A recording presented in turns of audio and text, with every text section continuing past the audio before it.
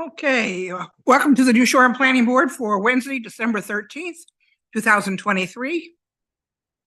First, by the way, when you come up to the microphone to speak, please remember to turn it on so that you have a bright green light in front of you. And the same thing goes to the board here. So keep trying to remember.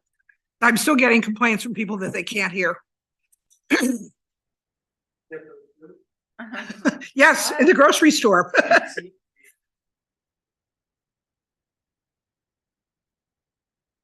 Oh, do you really? Mhm. Okay, well, we'll try this and we'll keep trying to remember to speak into the microphone. All right. Number one, amendment to zoning ordinance, Article 4, Section 423, and Article 5, Section 517. Discuss and act on a request to provide the town council with findings and a recommendation for an amendment to zoning ordinance, Article 4, Section 425, and Article 5, Section 517. Application submitted by Christopher Warfel regarding the front yard setbacks for ground-mounted solar systems and clarification that pool heating systems are not included in the ordinance. And we will amend the zoning ordinance regarding solar energy systems. Chris?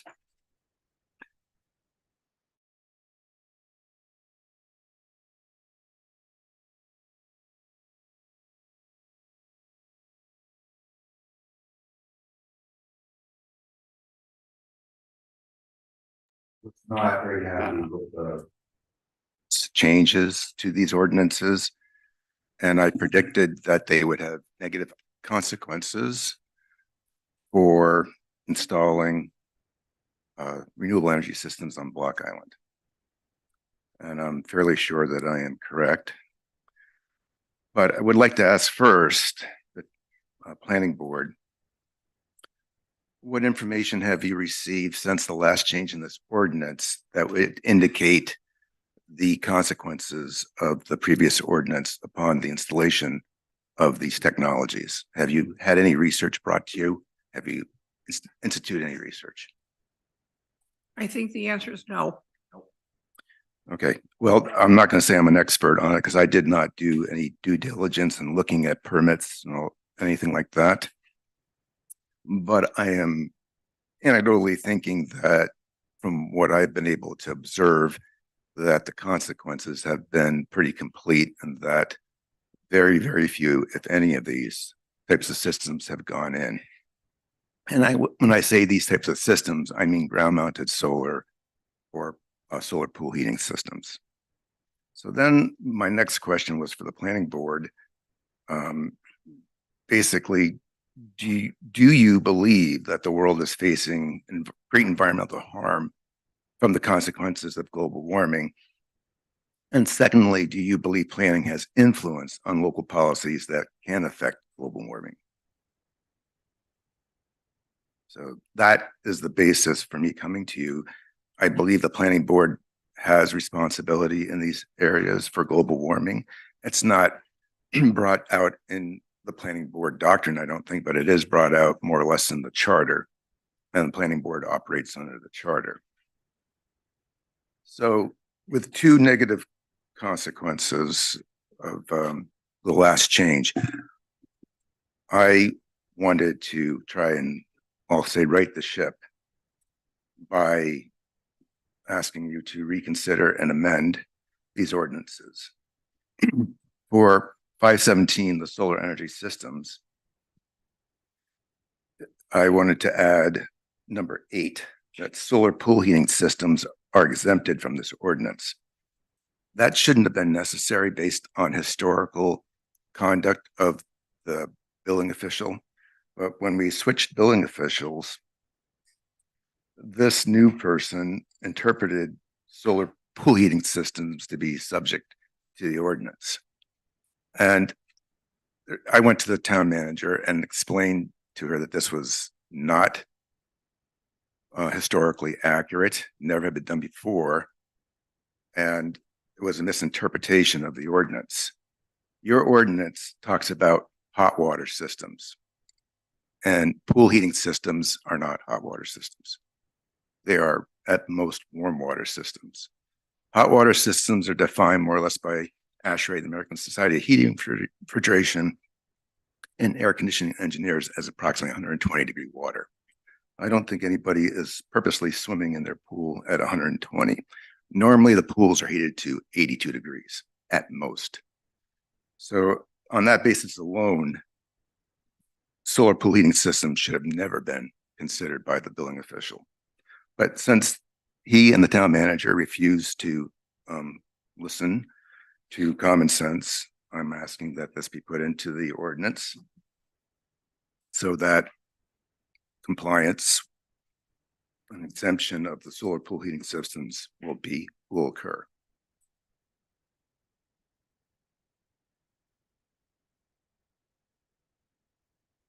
Secondly, the other amendment took us 2 years to go through, at which time I realized we were just waltzing around this issue regarding ground mount systems in the view shed of the front setback within a property. I finally said, I'm not going to waste the people's time, the taxpayers' time anymore on this, and bring it to the town council. If I cannot convince planning about what I think was an incorrect ordinance, then perhaps the town council would act. They did not, and they said it was a good first start. Well, that good first start has been now 2 years. And again, anecdotally, I think we have seen almost none ground mounted systems go into any property on Block Island. So then we have this confusion, I'll say, on what is the front yard of people's properties. And sometimes it's very clear and sometimes it is not. And also, I think specific and exclusive to this technology, ground mounted solar, you can, under current ordinance, not place a system without going through a lot of process from your front property line all the way to basically your steps of your front door. There's also great restrictions on side and rear setbacks that make in some topographies, some properties, almost impossible to place this technology. And given what's going on in the world, I think this is extremely wrong. I think it's wrong anyways, but every day we see or hear reports, citing the damage to our environment by our use of fossil fuels. And yet we put in what I felt was a very restrictive ordinance on siting of these projects. So I would like to remove these restrictions. And I would like to say that non-paved roads be subject to requirements of zone RC or the site-specific zone, whichever is less. And why I'm saying that is because the record in the last 2 years of this conversation was that certain people did not want to violate the bucolic scenery of Block Island by these ugly solar electric systems. And ugly is my use of the term. It was not used by anybody in the planning board. But that was the inference I felt, that it would disturb the view shed. And I think we should be well past that at this point. We have very ugly cell tower. We have huge wind turbines off our historic view shed of the Mohegan Bluffs, and ground mounted solar, I don't think is offensive. The problem also is that what is a front setback, especially in RC on non-paved roads? It's pretty subjective. I mean, it states what it is in the ordinance, but my front setback is, what is it? I live on a cul-de-sac. I live on a driveway off a dirt road. And I am one of the probably more common property topographies and logistics on Block Island. So I would like to have that considered to be amended so that people have some flexibility in placing this technology on their property. And thank you. That's a good start. So that's what I proposed. Thank you. Okay. No questions or comments from board members? Okay. All right, Gail, go ahead. Sure, I'll go first. Okay, solar panels. I don't think solar swimming heating systems. Did that ever come up in any of the discussions that we had 2 years ago? I can't remember having them. I talked about ground mounted solar heating systems as being large. And it was because of that, Tom Reesum decided that they would be subject to this ordinance. Mhm. And that's what happened. Okay, but we meaning the planning board, we never talked about any size or anything for a pool, for a pool ordinance on the size of a pool heating system. No, not to don't my, think we ever not to my did. memory. No, he did. Because I can't remember. I have no problem with the solar pool heating systems, as long as we can make sure they're reasonable in size. And I don't know what reasonable is because that's not my area of expertise. I can give you a design rule. We're finding design rule of thumb is 3/4 to 100% of the pool surface area would be a 3-season pool, solar pool heating system. I had to cut one at least in half because of Mr. Reesum's interpretation. And the owner was still happy. I don't know how the math worked out. So it's anywhere, I would say, from a half to 3/4 in actuality of the pool surface area. If that's how big the ground mounted array is. Yep. So even if we limited it to half the size of the pool, That's one person. Other ones that we've done are 75%. okay.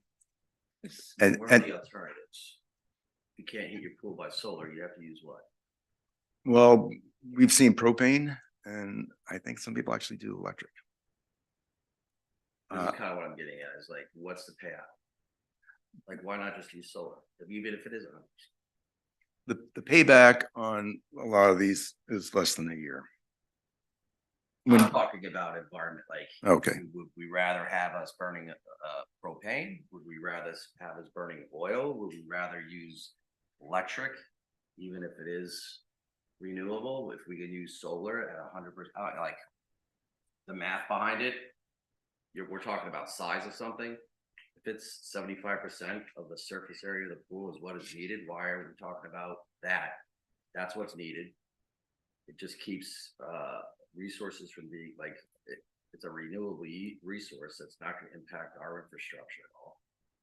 You know, the owner has to look at it.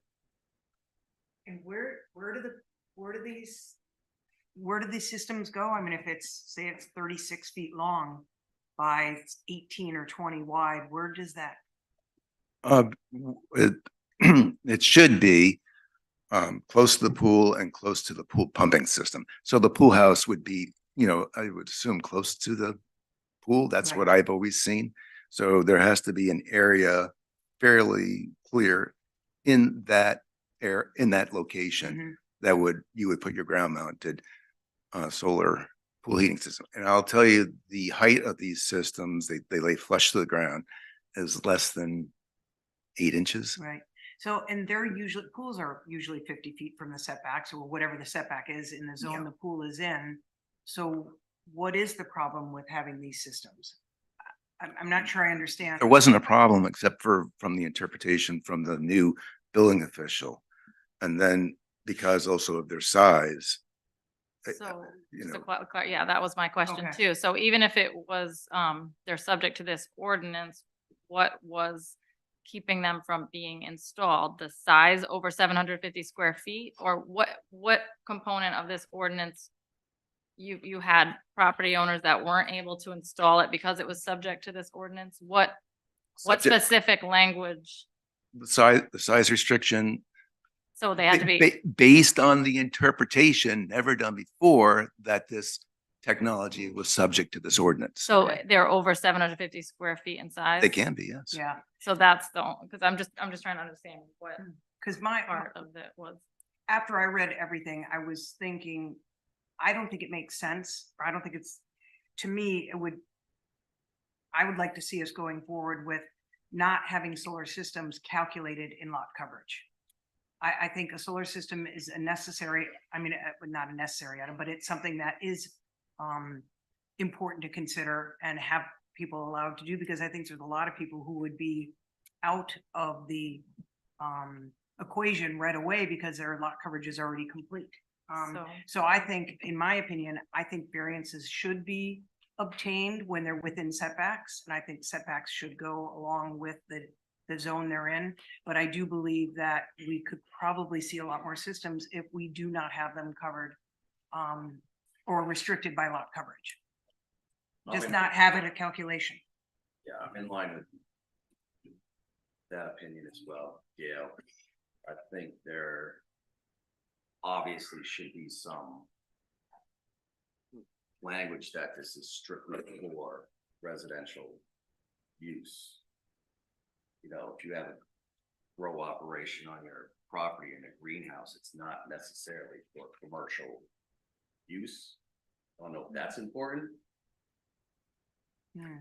I don't know. I I can, know there was residential mentioned in here.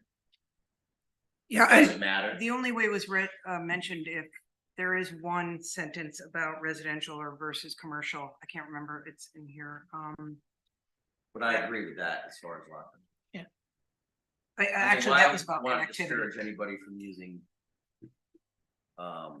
alternative energy sources. Mhm. So as of That's now, green. there's the 250 feet exemption from right. calculation of lot coverage, that first 250 feet. Mhm. So that it's getting to what you're saying, It- not But complete. it's probably not enough. Yeah, not when we're talking about these size of systems. I still don't think we it'd be need to enough. have a size, a maximum size limit. Because there's always going to be some people who are not going to follow what I would call logical and appropriate use. So I think we need some kind of cutoff. And I don't know what the number is. Chris will have to tell us.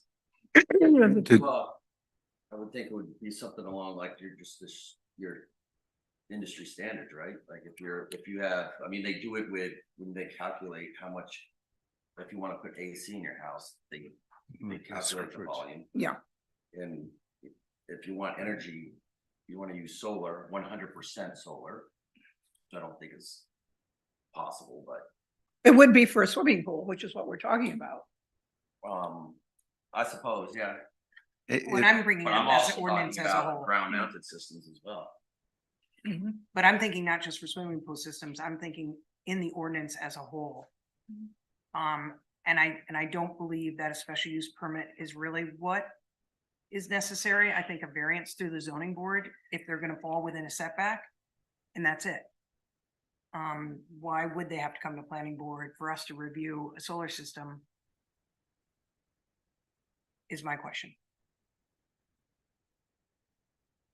And then maybe if you had size, or industry I think standards, if- or if- language, I don't know how you. I think if you want to have some kind of regulation that is going to allow something that is of quite a large mass, then maybe that should have a special use permit. But you have a right by use up to X number of square feet. And if you want to go over that, because it will probably impact upon your neighbors depending on the size of your property, then you might have to come to a special use permit. Because properties graded in certain ways will be a problem. Others, the topography may be in such a way that it will be hidden by a natural mound or hill or whatever. And you only can determine that on a 1-by-1 basis. Mhm. And that's how it came, this came up a few years ago, right? And wanting to provide more flexibility in the current solar ordinance. So there was some language in there that was, Chris identified as problematic in trying to cite the systems. And then the planning board said, okay, we'll get rid of that language that is difficult to interpret, not clear, and discourages it and run and have more, allow for ground mounted solar in the front setback, but with a special use permit. So you could evaluate it on a case by case basis. We haven't had any applications before the planning board for solar. I mean, most solar is roof mounted. That's by right. You never see those projects, you know. I did speak with a solar installer today. They have about 22 projects on the island that are going in over the winter, spring. Only 2 would be ground mounted. And one of those is the only one that I was aware of that Jen's been helping the property owner that may need a variance because the setback. So, you know, she'd prefer it maybe at 25 instead of the 50. So, but she's still moving forward with the project. I'm not aware of any like property owners that haven't been able to move forward because of the current ordinance. I will tell you, there are quite a few that I've talked to that once they saw the requirements said no. The setback, the 50-foot setback. No, the SUP, well, the SUP, and they did, and the setback because of the SUP. So people said no. They were not going to go through that process. Yeah. But I mean, my question is, were they able to put it somewhere else or do they just want it where they want it? I'd like to bring up the Cerulli project that was before you. There were no objections. There was a support from a budding landowner. The place where it could have been put alternatively was basically in actually a nature conservancy area, designated area. And logistically, it would have been almost impossible to go through the rocks and the hills to get, not impossible, extremely expensive. Mhm. And so the location that seemed best, you know, we went through all this process and it was still denied by zoning at the last minute because they couldn't interpret this ordinance. So Well, I'm puzzled that it's a special use permit. I would think it would be a variance, that zoning boards hear variances. We don't typically, correct? I would think they're the ones who review every application that comes forward when it involves setbacks. yeah, they got denied. Because zoning didn't understand this ordinance. That's the record. That's their problem. I know, but it's very frustrating. That was a very long process. And it sounded like, you know, okay, everything, we got support and then last minute. That's not true.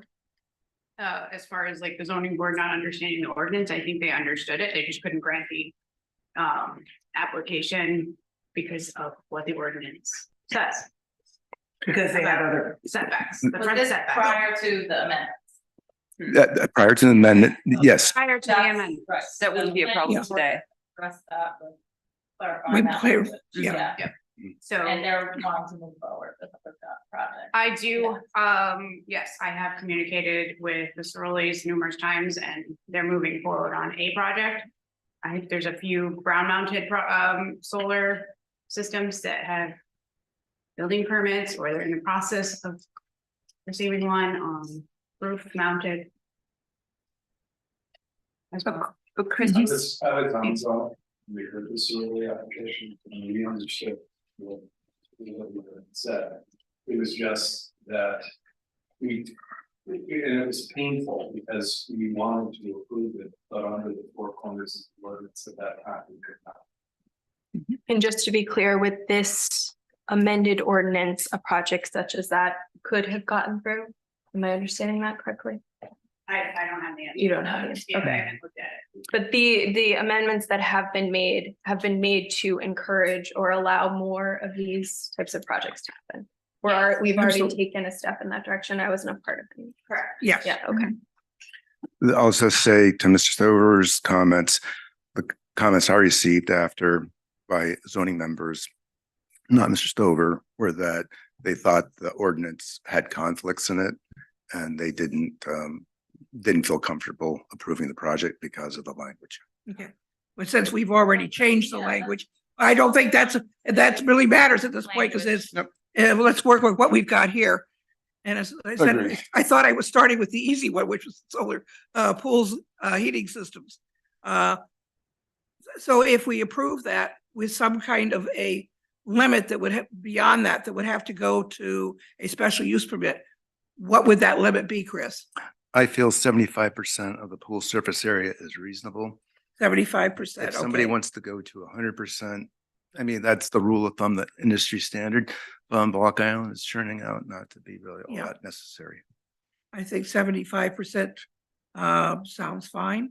And I assume that most of these places will have pool houses and garages. So if they wanted to do additional roof mounted panels, they would be able to do that. Is that correct? Yes, it's a very tricky design to do that though. Yeah, that's why I was asking whether they could be compatible. No, they're compatible. It's just Okay. that the piping is difficult. So would the board agree to a 75% pool area coverage for solar heating systems? And if they wanted more than that, they would have to come for a special use permit. Okay. Okay, all right, I think we've solved that problem. All right, let's look down to the setback designation on non-paved town or state roads. So, Chris, what are your comments on that, just to review? Okay, let me start then. We're on section 425. Yeah. Okay.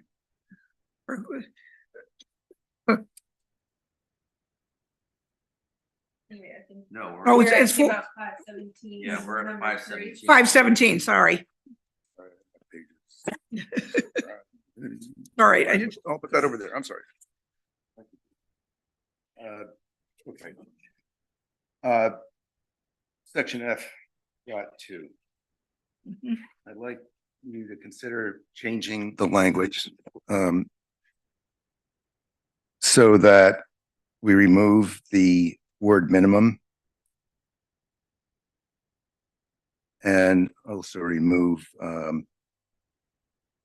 last sentence, which is such use so also undergo development plan review by the planning board under the provisions of section 704.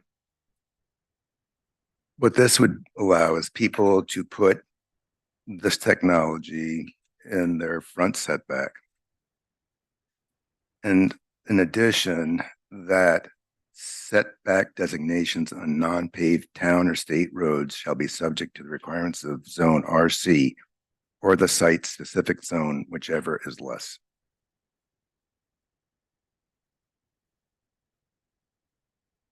Okay. Allison, what would this do to Okay. what we already have, and then we can decide whether or not. So currently, if a property owner wanted to put a ground mounted solar energy system in their, within their minimum front setback, side setback, rear side. So say, for example, RA, you have 50-foot accessory structures setbacks. So within, from the road to 50 feet, like 0 to 50 feet would require a variance all around the property, front, side, rear.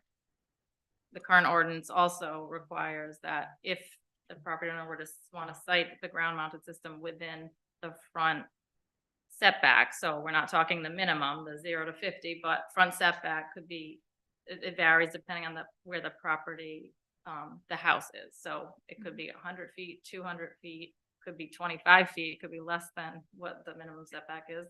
So that requires a special use permit. So what this change by adding the word minimum, it's saying that the property owner would need a special use permit if they wanted to site it within the minimum front setback, not just the front setback. So just that 0 to 50. So if the house is set back at 100 feet, then the property owner would be able to put it between 50 and 100 feet without a special use permit, without a variance, just by right. So the other thing, I guess one question I have on this or potential concern is that this seems to be almost encouraging within the, well, I guess you would still need a variance though. It doesn't require, so if it's just in the minimum, it would require a special use permit and still a variance. If it's within 0 to Yeah. 50? within Yeah. 0 to 50. Yeah, And I'm, well, very vocally an advocate Yeah. for, still having to receive a variance, but I don't understand the need for the special use permit. so the reason, it came into play because the siting in the front yard. So it's Yeah. pretty common for other municipalities, they discourage solar within the front yard. It's typically allowed in your side yard, your rear yard. So, because of the nature of some of the properties on Block Island, and it's, sometimes it is questionable, what's the front yard, what's the side yard, and sometimes maybe it is better suited in the front yard. So that's Mhm. why the planning board said, well, let's do it by special use permit, so we can take a look at the property and decide whether or not, Mhm. that is the most appropriate siting of it. But do we believe that that's still necessary, I guess? Are we open to changing that, or should we? Yeah, that's- I mean, to make it easier. I think So it's they're not necessary. having to go to zoning and planning, because that is months of work for what could be a very easy decision by the zoning board if they just have to get a variance. Mhm. I guess my concern and I'm obviously very pro alternative energy, pro solar. I do have concern with the fact that we're taking out up above that that language about prioritizing limiting visibility from public roadways. I do think that I do want people to be able to use their property to cite these where appropriate. However, I do think it's still important that we protect. I don't know that I necessarily agree with making non-paved roads able to have zone RC siting of these ground mounted systems. I think it's still important to maintain that bucolic nature, while also and I think that's what we're trying to do. We're trying to find that balance here, between allowing more people to use this and protecting the way our roads and community look. So I struggle with finding that balance here myself. Well, as all of you know, I have been very strongly opposed to having a solar, ground solar mounted system sited in front yards, particularly on public or state roads where it's very obvious. And so this is kind of a compromise to make sure that we don't end up with a solar system on a public road, whether it's state or local. For as far as the dirt roads go, I think it could be the same problem with some of the neighbors being very upset having to look at the ground mounted system, particularly when apparently a lot of people are going to roof mounted, which seems to be handling the problem well. I have to interject. A lot of Okay, go ahead. a lot of residences cannot have roof mounted systems. Okay. That's why you have a ground mounted system. Logistically, engineering wise, performance wise, spatially, roof mount systems do not fit every house. Ground mounted is an option that may work or it may not. That's why I was such an advocate for community solar, which the power company has still not done after 4 years of saying they would, where houses that don't have ground mounted abilities or roof mounted abilities could have a system, basically an area that was well performing, not on their property, as is done throughout the United States. However, so be aware, be aware, not every house can accommodate a solar electric system, no matter how environmentally conscientious they want to be, either on the roof or on the ground. I don't think every property can support a ground mounted system that may not have to be in the quote unquote front yard. front setback, because there's some very strange shaped properties out here. Properties that are way to the back, you know, the Yeah. house is way towards the back setback. That's the one that I always keep referring to. Or even the properties on the road, but it's a long skinny property and there's not a lot of depth to it, so it's gonna be in sight no matter where you put it. Chief, your products, I'm just, I'm like, that's like, no, I mean, Yeah. I'm like, I could think, Yeah. right, you know, Yeah. like. Yeah. I could see ground mounted, but it's a dirt road, you know, like, I don't have any. I guess the question is, I think the question boils down to the special use permit, right? Yeah. Which is why we wanted to Yeah. put that in, because we all know, and that was my compromise, because I was holding fast. But I thought with a special use permit, you look at the individual property, and you're also required to look at what the neighbors around that property can have as a view shed. Because our job is to look at everybody, not just a specific place. But a variance is the same process, isn't it? I mean, they have to, the neighbors have to be notified, the zoning board reviews the property, they review the application and they make a decision. It just doesn't go to the planning board. Right. You skip the planning board. And I'm all about skipping the planning board for this particular. To the cause. I'm not trying to be a slacker here, but I think the zoning board can make a decision. I think they're capable of making a decision if someone needs a variance due to being within a setback. Gail, Um, typically, right. one reason that we sometimes go for a special use permit instead of the variance, because the standards are harder to achieve. So it's easier to get a special use permit than a variance, so. Yeah. Yeah. The zoning board looks at everything black or white. We, the planning board, can look at a lot of the gray and make recommendations, which is why I kind of like the special use permit being left in. Yes, it's more steps, but you have a better chance of getting what you want if you're Okay. working with a special use permit where we can look at the gray areas. But if your intent is to kind of avoid using the front setback unless there's no alternative, then you would want a variance because it's the applicant's burden to prove that there isn't Another place. another option. Yeah. So that's what they're proving as hope for area. Right. It's like if you're building Yeah. a setback. Yeah. And then if we take the footprint category out, that's not another step the zoning board has to look at and then review for a variance because they don't have the square footage they need. The developable area. Right, whatever they proper have to, terminology. if this solar ordinance says that you have to provide your building lot coverage. Right.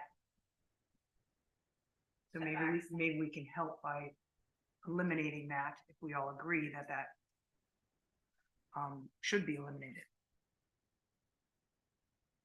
Just trying to tie it all together. Yep. To see what actually makes sense, a variance or a special use permit. I think the special use permit, I would agree with Allison and Margie. It really does provide an opportunity for the planning board to review it. And it's only helpful to the applicant. But especially, it's the work that we do to review such applications. As Margie said, with the interest of the entire neighborhood individual. But it's always worked well in the past. The special use permit has been an opportunity to review not just that one property, but where it's located in a bigger sense. And it's not cumbersome and problematic for the applicant. And I think it allows us to do the job we're here to do.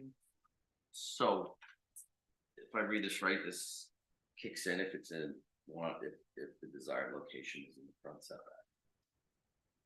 Okay. Yes, Now currently, let's the go current with- ordinance, yes, requires an Let's SUP. keep again. Where's your front setback? It's a really good question.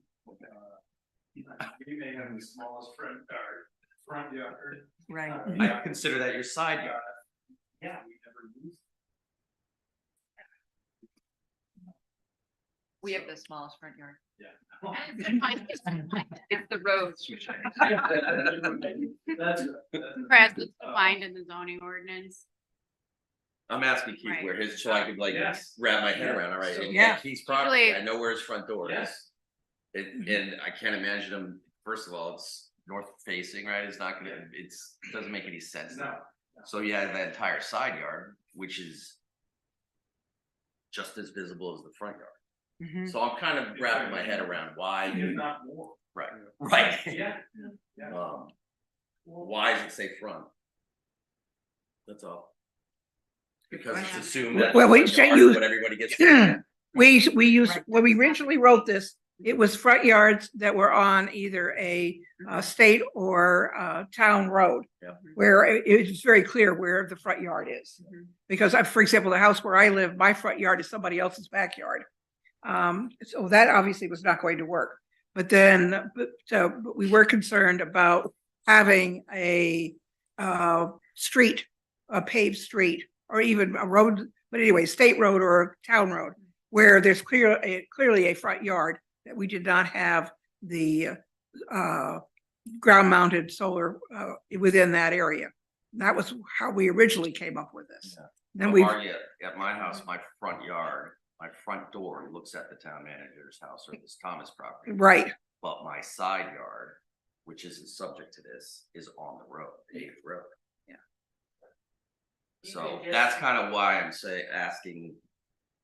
It's this front setback. Yeah. I mean, I don't know if it's, if we just go the route of special use permit over a certain size of rec. my feeling at this point would be to go with a special use permit because there are extenuating circumstances where front yards are very clear, but other areas are not, it's just not clearly defined. And I still would like to leave something that in that says about screening or about using a roof mounted, if at all possible, so that we protect the front yard. But as Chris says to us, that not all areas are going to work for putting in either a solar mounted or for that matter, a ground mounted. So if somebody who wants it, we want to give them the best opportunity possible while still protecting the view shed of the area for the whole neighborhood. Just remember the maximum size is 705 feet, I forget, 750 feet of panel or collector surface area. So that's what we're working on, that amount of visibility. All right, how does that size compare to the one that's at the end of the building here? Oh, much less. Much less. I'll go out and measure and email you all. That was a project that I was, I have in mind it was like about half of that size, but I'm not sure that I remember that correctly, so I'm not going to say I that's could, correct. I could get that information to you by tomorrow morning. Yeah.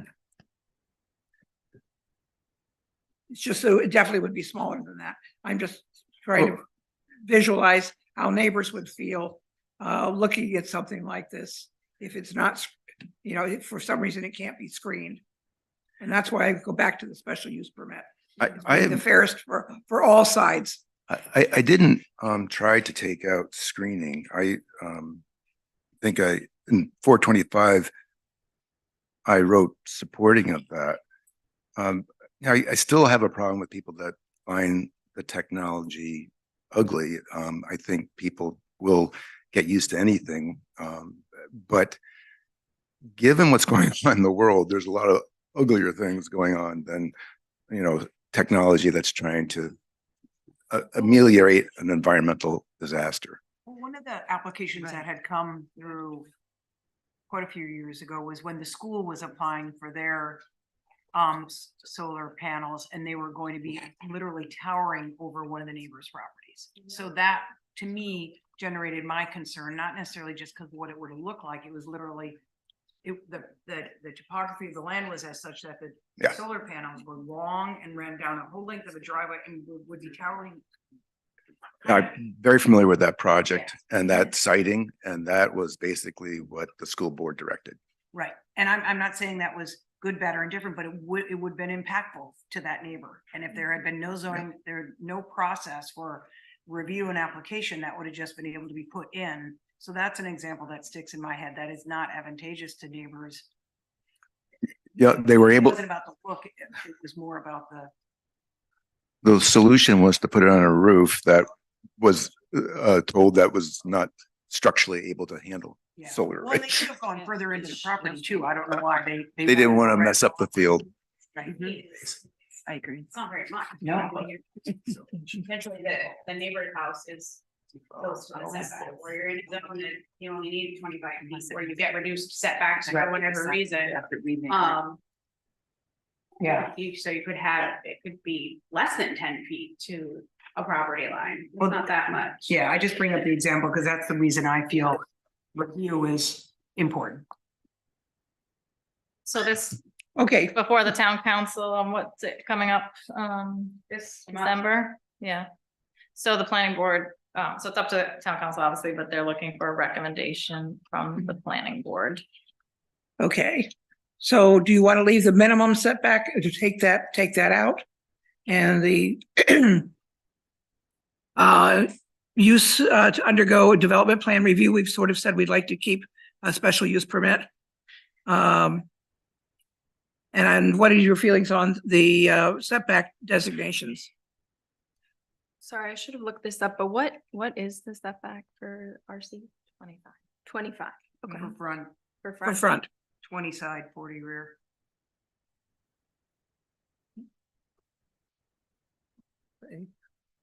So basically what I'm saying is if you're on a non-paved road, Yeah. not state or town, that you would be able to use that setback. And does. which would be um, 20, just to be clear, it would be 20 feet. On the Twenty- side. On the side. So say, yeah, so if there's a property in the RA that's not on a paved road, they could put the system 20 feet from the side yard setback, yeah, With a special use, with not, with no. Without review. Without review. By right. That was, all right. as I said, I would require a special use permit if I were doing it. See how the rest of you feel. Well. I mean, the example that I used earlier still doesn't, like. The special use permit is subject to the front setback, like front yard. But they could Because waive, it's but they could, irrelevant. yeah, but they should could waive be, it. And I don't wanna say this to roll it back, but a special use permit, period, doesn't matter where. Because there's so many, and again, we're not talking about a lot of these systems. So, it's, you know, a lot of it's case by case, but. The front yard might be the beneficial part of the property with the most room, with the most sunlight, etc. But because it's in the front, it needs a special use permit.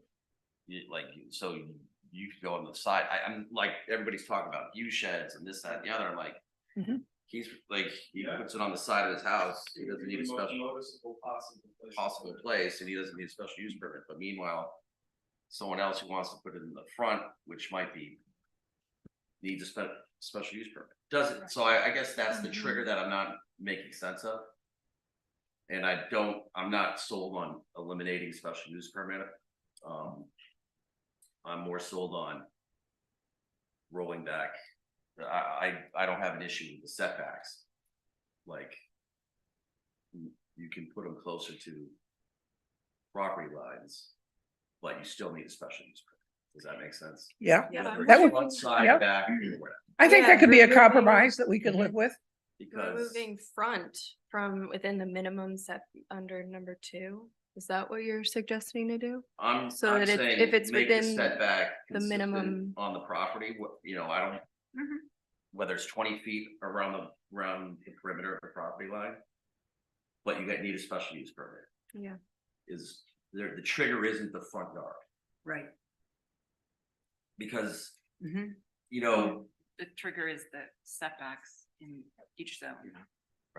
well, Not no, the necessarily. trigger is the actual application for it, but like. The whole point of special use permit is making sure that it's in, any What that's installing is, if Chris is installing it, he's not gonna install it in the shadiest part of the property, so it's, you wanna optimize it. Which on the property, as a property owner, if it needs to be 20 foot on the, southern side of my property, I want that option. So in other words, if you're gonna put a solar system within 20 feet of any of your lot. I think that's what I'm saying. Is that? I think that's what he's saying. So you're striking minimum, you're striking front, and you're striking number 3. But Uh, if you strike minimum, do you lose the option to regulate 0 to 20 feet, 0 to 50 feet, Allison? Well, And right number now, two, there's F2. language in here. So any solar energy system that's ground mounted above 400 square feet and below 750, because over 750 is not permitted, requires an SUP. So that's the current size range we're speaking of, but then ground mounted.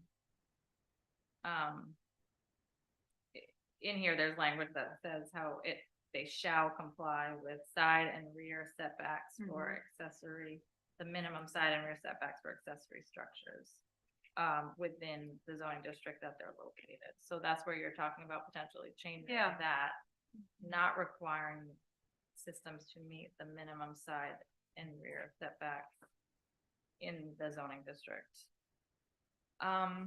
Right now, they could seek a variance in order to do that.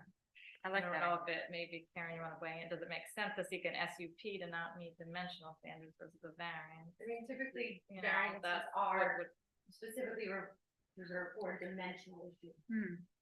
Anytime you see a request for relief that involves a number, a measurement, that's usually dimensional variance. I know your ordinance in certain circumstances does require, especially some of this, one of them, for dimensional relief. So that is something you've done. What I think you want to consider is that it is important in any zoning ordinance, yours included, to have required setbacks for all of your, right, in front, your rear, your side. And I think if you're thinking about carving out a separate setback for this type of use, I think that becomes, it could become difficult. So if you're talking about doing a 10 or 20 foot setback just for this use independent of your other setbacks, that becomes difficult to enforce, interpret, and it also could have impact to other areas of the ordinance that would be. Yeah, I agree. Okay. I would like to point out that I believe this technology has greater restrictions than anything else on the setbacks. I don't know of any other object or construction that has this requirements in F2. How do you mean?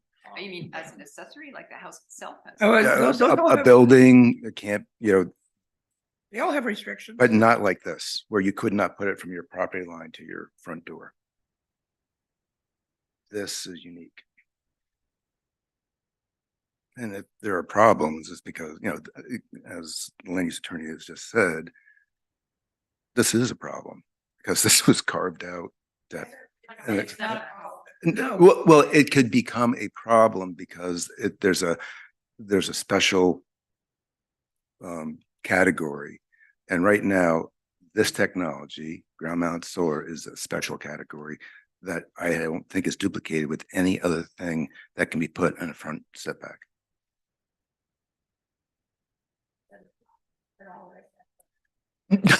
Okay, well, it sounded like it to me. Setbacks specifically for this at 20 feet, I think was what we suggested is a bad idea. Yeah. I think it's what, Let it be. Was kind of Oh. trying to say. Gonna go to the end. Moving out of my corner. But if these were to be proposed within a setback of dimensional standard that's already set, we want to put it within that, so what's the front setback, 40 feet? For RA is 50, So 50, and someone wants to put an array within that 50-foot setback, they have to get a variance. yes. And you're saying that's unreasonable, Chris? Right, and then they have to get a special use permit if they want to put it anywhere between their front property line all the way to their door. I don't understand that. I don't understand that either. You cannot, right? Yeah. Yeah, you So the cannot, front, right now, you have your setbacks that are accessory structures or within, they have established the minimum front setback, side setback and rear setback. So those are the minimums, right? 0 to 50. Right, but. Well, we're what's the- talking about what's the front door? the front setback, not the minimum front setback, but it's defined in the ordinance. It's from the road to the house. That's, think of it more as front yard, right? Your front Yeah. setback, not the, Say you have 200 Yeah. feet between the road and Right. your house. so if, I'm trying to put it into practical standards. Yeah. Yep. I'm not yeah, understanding so how it if works. somebody wants to put a solar energy system that's, over 400 square feet within the front yard, say, you just gave the example, so say it's 150 feet, so it's not within the minimum, because that's a variance, but it's within the front yard. So that's the problem with the language right now. Well, Yeah. that's Chris's problem with the language. So, Well, I understand it. I totally understand it, because if someone comes to a board and wants to put the solar panel 150 feet away from the road, but it happens to be considered their front yard, so they Right, have that's to the go problem. through this process, that's not logical to me. That's kind of what I was trying. And that's to the get problem. here. Well, I thought what you were getting at it earlier is how would that differ from the side? If Where this- I was, but yeah, I was rolling in the setback part of it. We're talking about within. So, square piece of property, here are the setbacks, you're inside those setbacks, not between the property line and the setback, all right? So that's like the no man zone. You're in the green zone. You still need a special use permit. I'm not thinking that way. I'm like, no, you don't need a special use permit. You need a special use permit if you're in the green, in the no man zone. Right, I agree with That's that. what I'm saying. Mhm. So It's- I really, don't- I think it should say shall comply with minimum, if we're looking at number 2, minimum front, side and rear setbacks. If it's in if it's in that no man's land, whatever we call it, in the setback, then you need a special use permit, because I think. And a variance. And a variance. Because it's a, Because Or of they- dimensional. Yeah. Right. Relief. but So- if It's not terrible. I don't think it's terrible because I just don't. It's solar and again, there's so many different shaped properties out here and I'm just thinking off the top of my head, I'm like, this is wild, first of all. And there's some properties that after the setbacks are calculated, they might have the opportunity to put in, an array that might not be in the ideal location, but they have that option. But if they were allowed to go through the variance and special use permit process, they might be able to put it in a better location, which would be my argument if I was trying to do it to have more productivity. That's up to the property owner, but if they're in the quote unquote green zone on their property and they want to put one up, I don't see why there's a special. That's just me. I agree. Would it help, to develop examples? Pictures, schematics? Pictures always help. Okay. I would waive having to have a decision by the town council in a month if that's possible, in order to get clarity, to give examples of, you have a property that looks like this, looks like this. This is your red zone, this is your green zone. And maybe pictorially, it would help us understand the implications of the ordinance as it currently stands. And then, then we could give option B if the modifications are made. I mean, as far as I'm concerned, and if you're within the setback, like in the red zone, no matter what, you still need a variance and a special use permit. And but otherwise, And I think we could agree on that today. Okay, Does everyone else okay. agree? Yeah, all right. What Al- is that? Oh, yeah, I was gonna say, I want you and Allison to make sure you understand. What you're saying is that if you are within the setback, the minimum setback, you would be required to get a variance. And then I'm also hearing also get a special use permit. Mhm. Okay. But if you're in the section, and I don't know what to call it, between the setback and the house, you would not need a special use permit or a variance. And You it's just, just- it would be basically by right. It is the restriction that we're talking about, under which you would need both the dimensional variance and a special use permit, only if it's in the front yard. No, In the, any setback. any setback. Karen, wouldn't this all, it would no longer go to the zoning board for variance, would all go to the, for that particular situation, would go to this board. For review. It would still require a variance. though. Because it would, by development, no, that's a separate. Hold on. So here's the uniqueness of what you're proposing. Special use permits are generally allowed or used in circumstances that you are trying to regulate a use. So for example, that's why I think this ordinance was written in a way that if you were trying to put a use in a front yard, right, you would want to do a special use permit. And then the dimensional variance, what we're talking about is if you're within your minimum front yard setback. It's would be, in my opinion, just as effective to require a variance, a typical dimensional variance for any sort of an infringement on the minimum setback. Because you are not looking at, you've already allowed the use, it's an accessory use under your ordinance. Right. That negates, in my opinion, the need for a special use permit. Perfect. So you could just do it by variance. It's fine. Okay. That comes right around to what I suggested in the beginning, yeah. So we had a hard time getting there. All right. But it's, Is basically everybody understand and been. Pictures, I would've figured that out. I'm sorry. I know. Okay, so any questions that you don't understand, or otherwise we'll go with this if everybody or most everybody agrees. So can you clarify that? You're only going with the variance if it's within the minimum setback on any side of the property? On any side of the property, correct? And no special use permit. I think I've got that correct.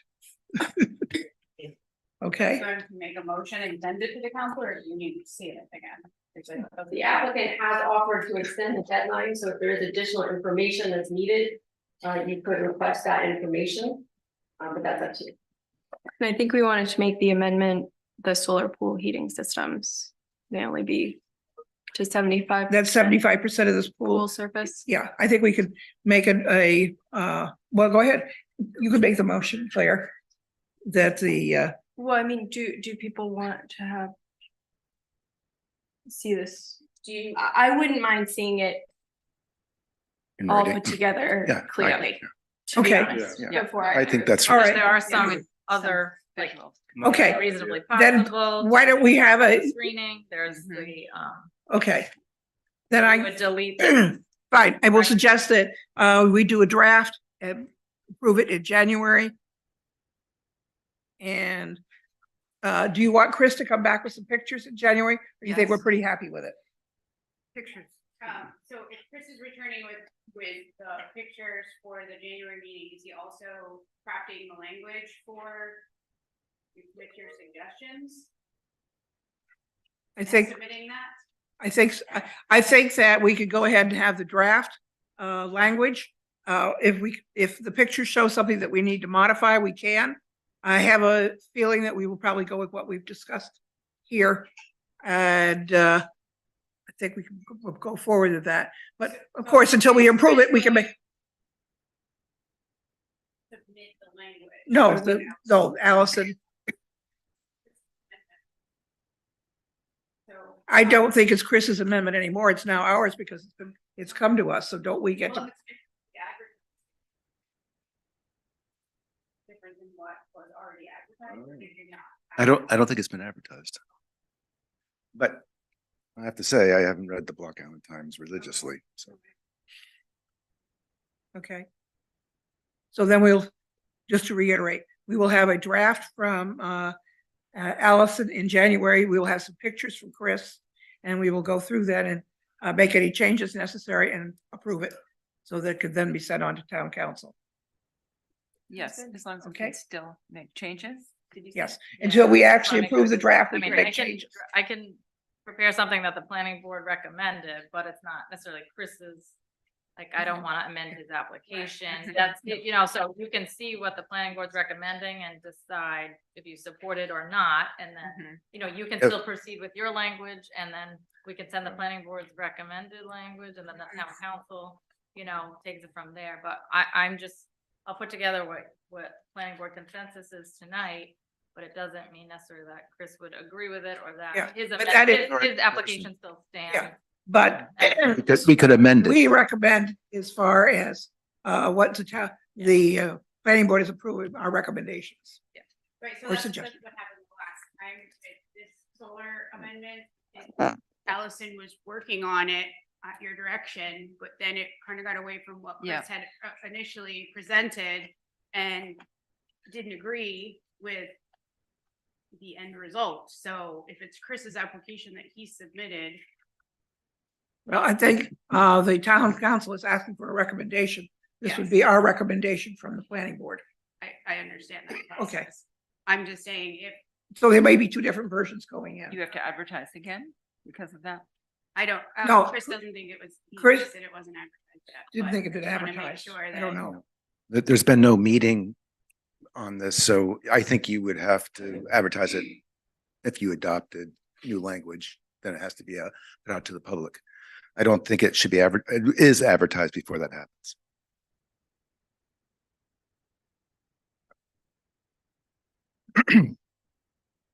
Any other comments?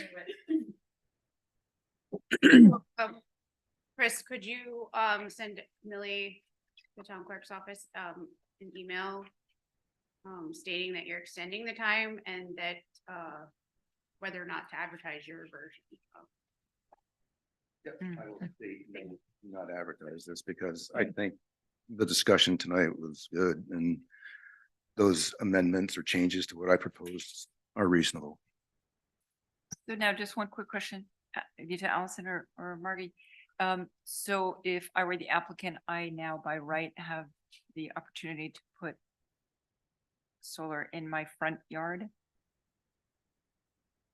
within the restrictions in my zone, the setback restrictions in the zone where I am proposing this to go? That's by right now? Is that what we just are talking about putting in this draft? It's still language about the size, like Yeah. 400. Yeah. It's always been allowed by right, subject to the other provisions of the ordinance. What you seem to be agreeing to do is just, allow it in the front yard. Mm. Without having to obtain additional relief. Except that if you are in the front setback, you do need the dimensional variance as you would with anything. Yep. So that's, yeah, so. If it's Less than, if it's greater than 400 square feet, you still need a special use Mm, permit right, yeah. anywhere. But Yeah. if it's less than, say you have a 300 square foot system, if it's in the front yard, you could do it by right. But it has to meet the minimum setback, the 50 feet. So you can think about it for a month and if you decide Thanks. that that is not what you want, then we can talk about it again in January. Okay, Okay. all right. Thank you, Chris. We'll see you again in January. Okay, thank you very much for your time. Number 2, amendments to several sections of the zoning ordinance. 108, 111, 202, Article 3, 403, to eliminate 404, 405, 502, 509, 510, 511, 513, 514, 518, related to accessory dwelling units, submitted by the planning board chair, Claire Cummings, for consideration. Accept and forward to staff for review. Purpose of amendment are to offer an expedited approval process for accessory dwelling units, provide clarification on existing policies, bring consistency to terminology, and to make compliant with state law. First of all, I want to thank you and your committee for all of the work that they've done on this. It's quite a lot. So Claire, I'll turn it over to you and let you explain to the group. Well, thank you. First of all, I just want to say that I might have sent this in, but this is not my amendment exclusively, not my committee either.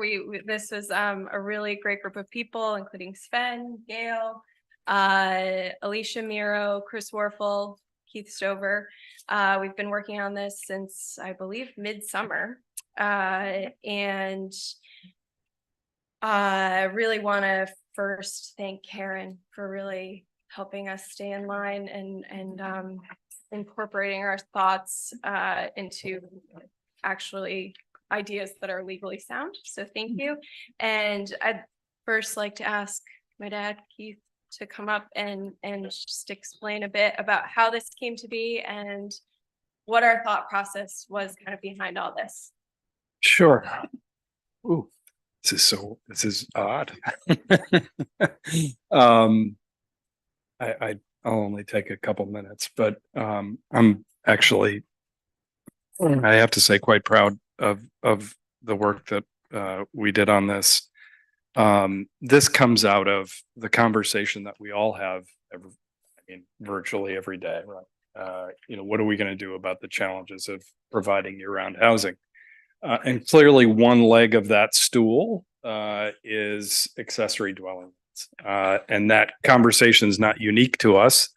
What I think is pretty unique is through the work the town has done, the work Jen has done, the work Allison's done, the work others have done, is we're a community that has been more embracing of this concept of accessory dwelling units. If you look around the state, you see how controversial these things are. And when you talk to people in Providence about, the work that our subgroup was doing for weeks, or even just the history of accessory dwelling units, they're actually pretty consistently surprised because they tend to be much more controversial in other towns. So Claire described the group. It was really important, I think, that the planning board be involved, that this wasn't a sort of town council initiative, if you will. It was this is a community initiative. It is designed for clarity. It's designed for ease. It's designed to fit the state law, thanks to Karen. And for me, it's designed to hopefully make the accessory dwelling unit section of our ordinance more readable, more understandable, and therefore easier to access. One of the things that I think is especially innovative, that I'm quite hopeful about, is we've talked to at least a few island architects about developing full design and full construction packages on a small number of designs that are consistent with the island's vernacular, so that if you have a property owner who wants to do a 513 and chooses one of these fully fleshed out, it saves a tremendous, that in itself will save a tremendous amount of time. And we enable, if I recall correctly, a person to basically go to land use and get a permit for it. So you don't have to go to planning, go to zoning, meet with an architect, et cetera. What's that?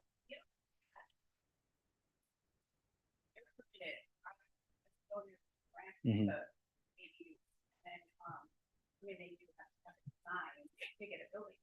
Yeah. I know that there was some language in here that refers to the process, and the process being slightly different, going to development plan review would add to the process. Right now, it's just Yeah, I mean, I understand that, you know, you and I agree on so much of this. But I have to tell you, it's a confusing process to people. It is. If you talk to, I'm not talking about you, I'm not even Right, talking about me. So for me, the primary goal here was to make it clearer and more easily accessible for all good reasons. These parts of the ordinances were bolted on. You know, you had the 62 and older, here's what the rules were. You had a number of different things. So now it is one thing. It is very clear, and I think this is another important part of the policy. It's now, it was before, but it is absolutely the case that these are for year-round rental. And, you know, to me, that's an important bright line. And you and I both had this frustration over the years of people saying, well, you know, someone's renting that 513 and you're not supposed, you know, for summer use, and they're not supposed to. I don't think it's probably not happening as much as, you know, the urban, the Block Island urban legend says. But it's what we deal with as a community, and it's what, you know, it's clearly a fairly widely held assertion. And I think, you know, ensuring that continues to be stated in a declarative way, I think is really essential to community acceptance of this thing. Oh, of course. I mean, yeah. Under the way you would permit it, you're adding more review. So Jen, just to, are you talking about expedited approval process, that section of it? So that is something that's we're proposing that is a process that people could go into instead of getting a special use permit. So the ones that are already allowed, you know, that you have by right, you don't have to do this process at all. These are just Yeah. for special. Yeah, just- it needs, Yeah, I don't think maybe that didn't come through to you, but this is only for accessory dwelling units, 513s that would have required a special use permit. I think it just, that statement needs to be moved. Sure. That section. That's terrific. That's why I'm assuming, I mean, I hope that the result of this conversation is, please, you know, if it needs to be cleaned up and fixed, that's great. Well, do you know, you have no dimensions? Took that out. You know, I just didn't know if that was intended to not have to comply with. You eliminated like the dimensional standards under the first. I don't think we eliminated anything. Yeah. I think we were adding. Oh no, we did eliminate a I lot. just didn't know if it was. I'm not sure what we have to look at. No, Yeah, that's the we should kind of look thing at that. has to be caught. Right, so if Still dimensional. so can we talk about what we did and not kind of what the shortcomings might be? Because it's, if there are shortcomings, I want to hear them, and I want to. you don't want to hear. No, I said I do. Oh, okay. Jen, I got to say, I'm not adverse to you on this. Yeah, I know. We're trying to do something for the community here that's really important and is an important leg of the stool for housing. So that sums up my position. So maybe just to walk people through what we were trying to achieve so that we can see if we did achieve those things. First of all, we were trying to make everything clear. There were some places where the language, different terms were used, and it led to a great deal of confusion, I think. And I don't know if everyone had a chance to kind of look at the plain English explanation that we provided, but I don't really want to run through the whole thing. If folks have it in front of them, it's also available on ClerkBase. Thank you for putting that up. So that was a main point of we spent a lot of time doing that.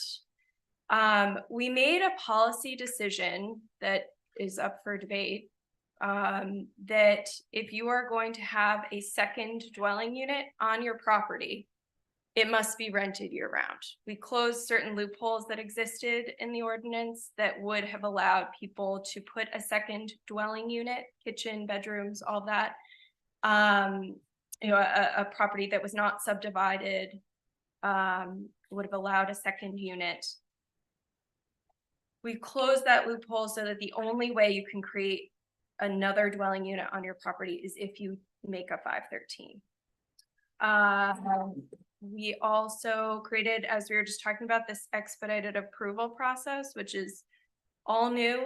And we're really excited about, because it seemed like the work that our housing advocates have done, that the sort of hiccups of designing something, of getting it through a special use permit, the legal fees, the architect fees, those are major hurdles that people struggle with. So we were trying to eliminate those hurdles. And Gail, please, if there are other things you'd like to chime in about, but I think those were our three main things that we were trying to accomplish. Yeah, and I, just to add one, one of the top priorities was clarification, because in my occupation, I know there was often questions of the gray area of what an accessory structure can be used for, or can it be rented, can it not be rented? We hope to just clarify that for people, so when they go into the zoning ordinance, they can clearly read what buildings are built for, and what their title means. If you're going to build an accessory dwelling unit, what that means. If it's just an accessory structure, how that is defined. So I hope it helps both people in my occupation and everyone, even the layperson just going into the ordinance and reading to determine, okay, I'm going to build this building on my property. This is what I can do with it. Hopefully we'll have accomplished that. Yeah, people ask about. Exactly. Yeah. So does anyone have any questions? I mean, when I first sent this around, my intention had been to have this be discussed as like a work session, so that this was truly a conversation with everyone to figure this out. So please, if people have comments, if there are things we've missed, if anyone has any questions about it.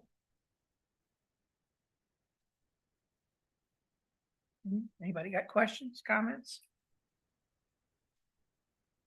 I do. Good. Great.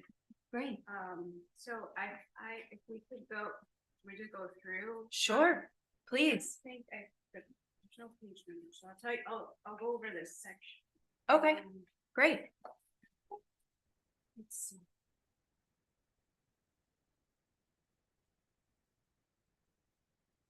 Let's just go to 513. 5:13, all right. And you're working on the marked up copy? Yes, Great. yeah, the edits. 5:13. Okay.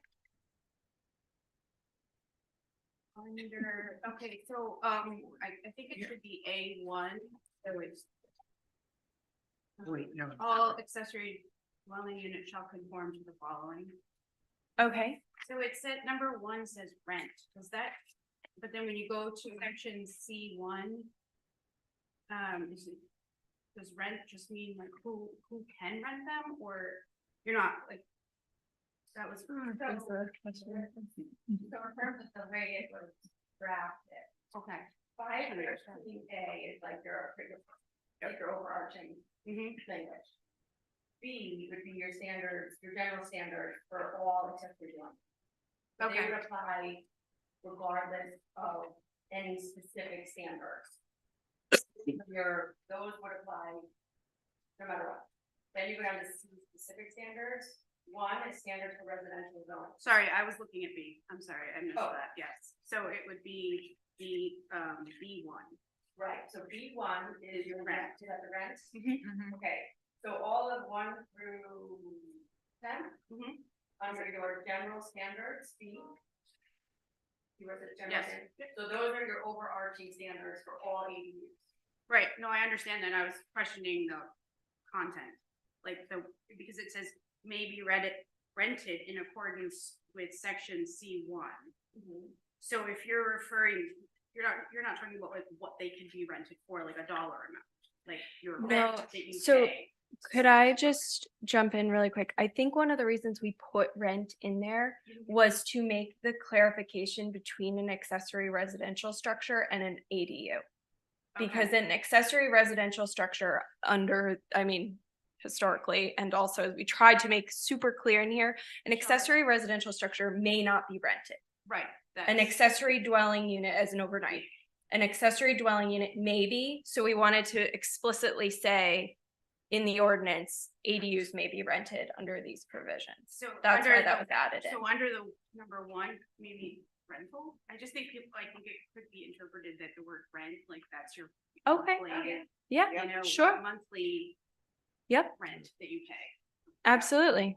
And, number two. It says accessible from the principal, it says residence, but I think it. Should say single family dwelling or dwelling, just because residents, don't really use that too often. I don't know, I didn't know if any of these changes were with, because of state law, so. So residence, because it's capitalized, my guess is it was a term that's being used in other sections, but I can check that. Yeah. If you Okay. think like a term better that you use more, we can choose that. Usually use single family dwelling, but. Yeah. Or Okay. building or separate, yeah, just so that, In some cases, it's subject to a to a hotel, commercial right? property, so that's. Or maybe just accessible from the principal and not, and just remove that. Might not need it. Okay. Everything else was fine. Okay. I didn't see nothing jumped out at me on that. I think adding the parking is really important because that question has come up numerous Right. times and sometimes they don't really need two parking spaces or it isn't clearly identified. And Sure. so that's great. For general standards, if I could, I raised it the last time, the accessory dwelling unit ordinance, we made amendments. Some language in here that is it's an accessory dwelling unit, but New Shore has nothing in here to say that it's smaller in size. It's subordinate in size, it's accessory. Yeah. And that is something I was recommending the last time. Yeah. I think that's a common, you'll see that in other ordinances and other Yeah. communities, and that's something, that's typically For new incorporated. construction. Yeah, and we only have the height being lower, but did we just received a special use or we just followed along as a special use permit, was granted in the, just like what Alice said, the accessory dwelling unit is much larger than the existing lot. Right. By Right. definition, it really should not Yeah. be. Where would that go, And that do you would be think? for Allison? new construction, correct, not for pre-existing buildings, because sometimes people have a small house with a larger barn in the back that they wanna convert into an ADU. They should be able to, because the structure already stands. I don't know, but then that application wouldn't have been able to be approved. So like we're, no house. But we want it to be able. But the to, ADU component of it, like, it might be just a portion, like the upstairs floor. Maybe. Right, so then that could be the square whole barn. footage, Hmm. yeah. Mhm. Within the general, the standards, that would apply to all, Yeah. but Okay, We did note it somewhere, there was one particular, They're, That- they use the word supporting. yeah, I can't remember where it was. Okay. But it's a really good point, because I don't think it's very. and I think Yeah, I we did allow for the use of pre-existing structures. so You mentioned it somewhere in the. Yeah, I think that comes up, that's I think that maybe comes up under special use permit, Gail, Yeah. like how big a, Number of bedrooms and- yeah, I think, And that was one of the, I noticed, a lot of it's great cleanup and everything, and then there were some policy changes, and that was one of the policy changes I noticed, where we had kind of struggled with establishing that maximum for those pre-existing structures that are Yeah. to be converted to an ADU. And in this draft language, it looks like you eliminated that maximum, so for a pre-existing structure of any size, it can be converted to an ADU. I'd This- like, and then for I new think that was our construction? intent anyway. mhm. For new construction, would there be a limit of square footage or not the 800, 1200. 1200? That's right. we changed that. And that's what it is. That right now. didn't, that Yeah. didn't change. Yeah. in I this, forgot that, yeah. draft. And then I think Nantucket refers to that diminished, the smaller structure that you were just talking about as just the gross floor area is not more than the primary, simple way. of Hmm.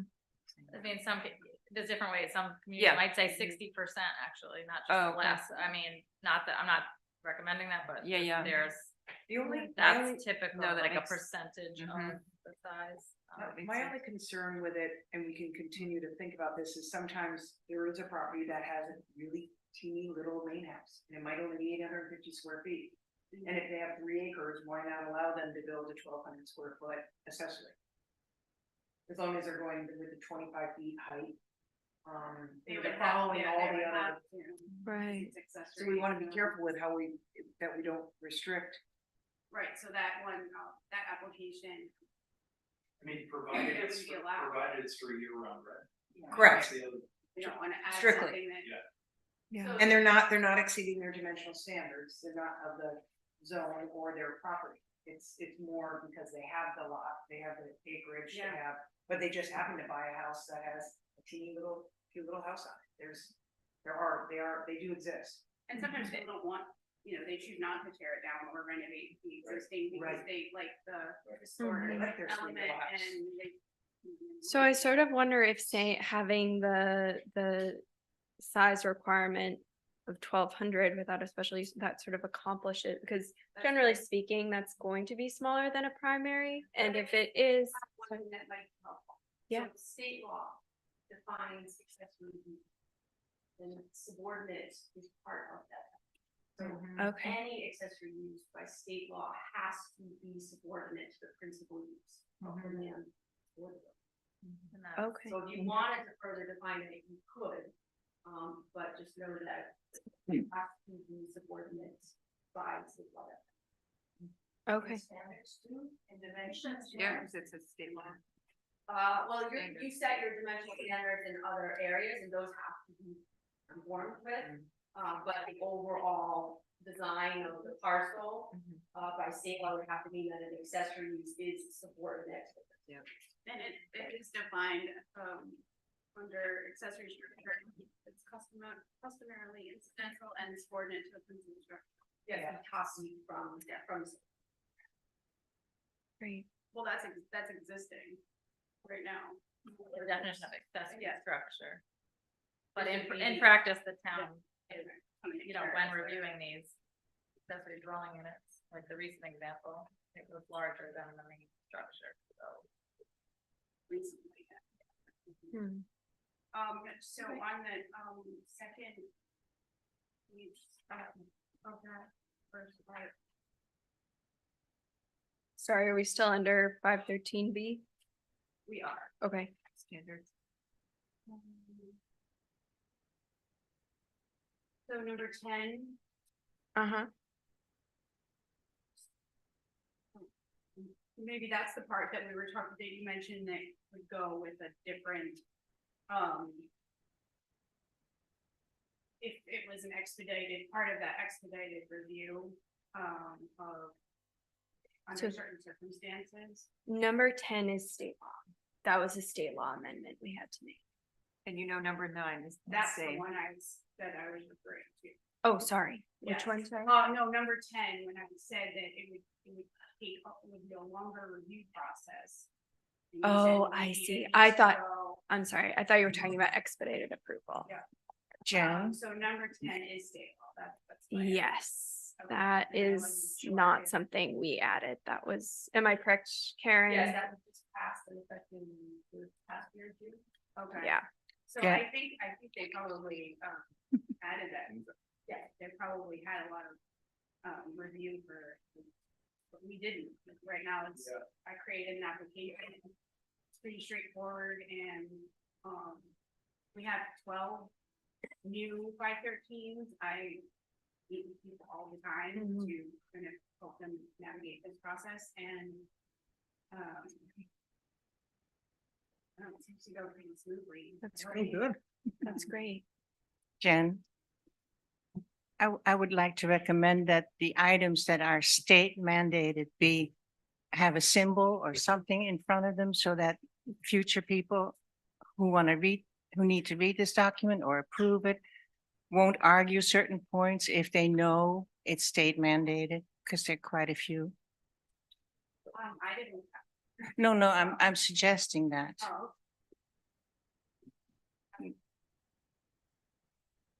Is this going to go to a public hearing as well, this document? if, once the planning board, recommends language. in Yeah. front of the town. Yeah, I mean, we've had confusion in the past about, well, is this coming from planning board or is it coming from the state? And so if we have a little symbol in front of those that are state recommended or mandated, I think that would shortcut any arguments. Sosha, just so you know, we did try to note in the like plain English version, anytime something was a state law Mhm. change, that's noted in there. So there's kind of like a key, Oh. I understand what you're saying about Yeah. having something in the document and how nice that would Yeah. be. And I don't disagree, but just so for your Okay. purposes, It could just, it that could, is noted. it could even be color coded, all green items are state mandated, Okay. just to make it simple. So Mhm. if number 10 is, a state law change. How, it says they shall not by themselves be reviewed as minor land development, major land development, or special use permits. Then we have a whole section on special use. permits. So I don't know how that. So that provision is So- more specific to those that are not part of the larger development. Like, we never, I mean, we don't usually see, I can't say never. Yeah, At some point, but we don't, but it's usually just single units that Right. come in. Makes sense. Unfortunately, the legislature in province.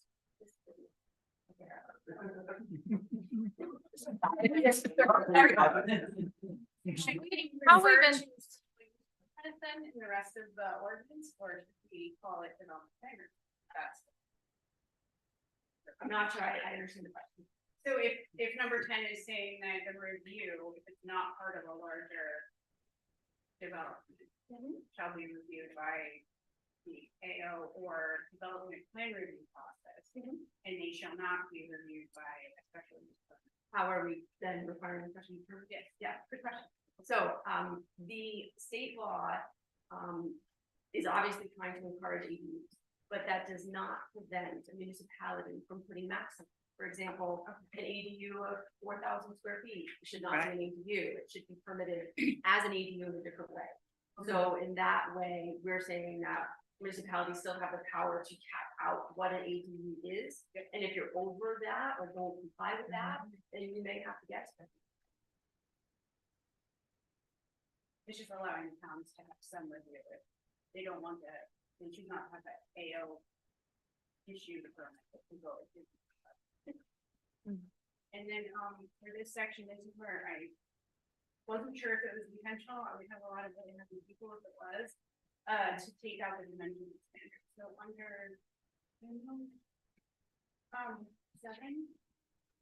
Oh, five. So that was moved to another section, the dimensional standards new. I flipped through earlier, I'll try to find it and I'll let you know that I did see what they do show, it might be under. Okay, I must have missed it, I just wanted to, that jumped out at me because I know I'm arguing too, like, there's some people that have dimensional issues with making applications, so. I found it a few years ago, I don't have it in there, so I'm gonna pull it back up. You know where it's at.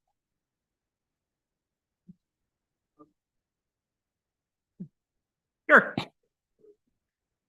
I think Jen's bringing up a lot of good points, and I think my question would be if everybody's sort of in support of this effort and in support of the goals that Claire laid out, is it worth it to ask Jen and Allison and ask staff to sort of go through it, work through it, if Claire wants to join them, if that's okay, or Gail, and then sort of maybe at the January planning board meeting, come back and say, hey, we're all good, or these were the edits, because I think Jen has some really good points. Everybody's had some good discussion, but I don't know that if you want to do this, and I think it would be great if everybody could absorb this, sit with it for a while, because it's a lot of change. It's a lot of simplification.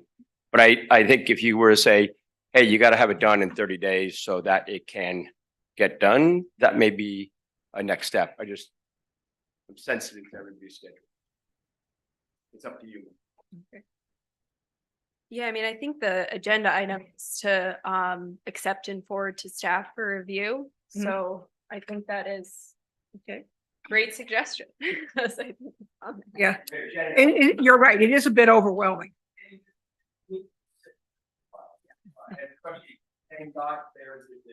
Yeah, layman's. Yeah. This is wonderful. Claire, I have another question. Good thing I want to know the name. We had a recent incident where by applicant misinterpreted the dimensional size of the accessory dwelling. We closed that. Right, and it ended up with zoning proving for guys, whereas we felt that it did not really follow the definition. Has that one? Yes. Yes. So we'll take a look. We'll have it on the January Okay. agenda, and then so if staff have any. Now, do you need a comments or motion for us to accept this? Uh, Okay. And I would ask that staff review this, make suggestions and or corrections, and we will look at this again in more detail in January. I think this is wonderful, but it is a lot, yes. Even with us with the background, it's still a lot. Sam? In regards to the not check for coming meeting, is it copy of what you're supposed to be looking at on Thursdays? Yes. Yeah. But not for you. It's for Sam.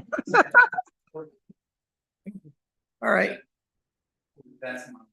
Yeah. I think we'll. Yeah, okay. It'll be helpful to have Karen sitting in with you too, because you'll have. Oh, yeah, sure. She'll be Yeah. able to readily Okay, yeah. identify. Yeah. Yep. Oh, I think this week, Yeah. Ms. Karen, you got called. Yes, I think a small group working together. The plain English is not, so I was wrong. Perfect. With the plain, the plain English one on clerk base. They might I have a be hard together, and sometimes they Oh, both they make might the be same Okay. document. Ask and ye shall receive. Thank you. Okay, I don't see it there, Jen, but. Yeah. okay. Anyway, as long as you're aware of it. And because we do have a number of things on the agenda, we'll move along. Ouch. The number 3, Barbara McMullen and Henry Dupont, plat 16, lot 69, fire number 1163 off Beacon Hill Road. Final plan stage of a minor subdivision off of Beacon Hill Road. Hi, good afternoon. Per Valgi for Barbara McMullen and for Henry Dupont. This was been handled by Joe Priestley up until this point. He's on vacation, so I'm just stepping in instead to hopefully just get the final plan approval all set and ready to go. Can you hear me? Okay, it's You got a bright green light on there? it's the I've been driving around Metro Providence for the past couple of days. The first time I've seen a green light in front of me for a while. Thank you. You made my day. But as I understand it, the last outstanding issues, and I think we've nailed those down. I know Joe submitted a bunch of memoranda to your AO and to your I believe your solicitor has them as well, but there was some question about the easement, the right of way accessing the proposed new lot 69-2. I did submit that stuff this afternoon. If there's any questions about that, I'm happy to answer them, but I think that should be all set and ready to go. The other thing that there was a question about was what to do with the barn on the proposed second lot. I think Joe's memoranda pretty succinctly summarized our position on that issue. It is a primary structure for an agricultural use. It's a permitted use in that zone as a separate freestanding lot. You can farm that land and have the barn. And to the extent that there's a primary residence built on there, then that becomes an accessory structure. And solves all the Providence is a problem. All of the problems that have been sort of raised by the board in that respect. I would ask at this point, if there's nothing else that the board feels is necessary, that the Mylars that Joe submitted be recorded and hopefully we get a preliminary plan decision signed and recorded along with a final plan. I think those are just the outstanding issues now. Okay. One thing mentioned here, and maybe you covered this while I was doing some, preliminary plan, application material, recommended drainage plan and surface runoff calculations. Right. We could make that a condition of approval. Right, and that would be Okay. binding upon any further, on anyone who proposes any further development on the property. Okay, Absolutely, before the building permit is issued? Sure. okay. It'll be, yeah, it can be part of your final plan approval. It'll be, yeah, before a building permit is issued. So they can record before that. Okay, um, we could run through the required findings very quickly. Since this is fairly straightforward at this point. Number one, every land development subdivision shall be consistent with the requirements of the New Shoreham Comprehensive Plan or shall satisfactorily address the issues where there may be inconsistencies. Anybody have a problem with number one? No? Okay, good. Two, each lot at any subdivision shall conform to all standards and provisions of the New Shoreham zoning ordinance. And you have addressed some concerns that we had, you were Joe, concerns that we've had. Any questions? No. Three, there will be no significant negative environmental impacts from the proposed development as shown on the final plan with all required conditions for approval. If we have any problems with that. Four, the subdivision will not result in the creation of individual lots with such physical constraints to development that building on these lots according to permanent regulations or building standards would be impractical. Nope, not a problem there. Five, all proposed land developments and all subdivision lots shall be adequate and permanent physical access to a public road. Lot frontage on the public street without physical access shall not be considered compliant with this requirement. We've got the hammerhead and so forth, so I think you're all right. Six, each project or subdivision shall provide for the safe circulation of pedestrian and vehicle traffic, adequate provisions for control of surface water runoff, suitable building sites, and preservation of natural, historical, or cultural features that contribute to the attractiveness of the community. And seven, the design and location of streets, building lots, utilities, drainage improvements, and or other provisions in each subdivision or project shall not create flooding and or soil erosion. Problems. And last, all proposals must show evidence of the fact that the project will not unnecessarily impair scenic views, burden the existing water supply, result in increased traffic congestion, create any ground or surface water pollution, alter or cut through existing stone walls except as essential to provide safe and necessary access to the property and only upon the approval of the planning board. And last, disturb any identifying unique and or significant historical or archaeological sites. We'll find that none of these are a problem and we have the one condition. Okay, now do we need a motion? Okay, I make a motion that we give a favorable approval for the preliminary plan review for minor subdivision. Final. Oh, sorry, it said preliminary here. For final plan review for minor subdivision off of Beacon Hill Road. Okay, any further comments or questions? Okay, all those in favor say aye. Aye. Anyone opposed? Motion carries. Thank you. I have a paper copy I can provide you. You have one? I have one. Yeah, that'd be great. Still want to feed it through the. I think I'm allowed to give you this one. Let me just. I just, I have one file, so I'll make a copy for you, and then the deeds, somebody will sign those and get. Okay, thank you, guys. All right, appreciate your patience and waiting. Thank you for your time. Well, I'm glad if you have to wait, it's always nice to have an interesting discussion. So anyway, thank you for your patience. Thank you. Have good holidays. Thank you, same to you. All right, 4, amendment to zoning ordinance requiring mobile food establishments, section 309D, permitted use in the CR/M zone, section 410D, permitted uses in the M zone, section 311D, permitted uses in the Old Harbor Commercial Zone, section 312D, permitted uses in the New Harbor Commercial Zone, and section 313D, permitted uses in the Service Commercial Zone. Discussion act on the request to provide town council with findings and recommendations. Attachment, a request from the town council, okay. So, Allison? Okay.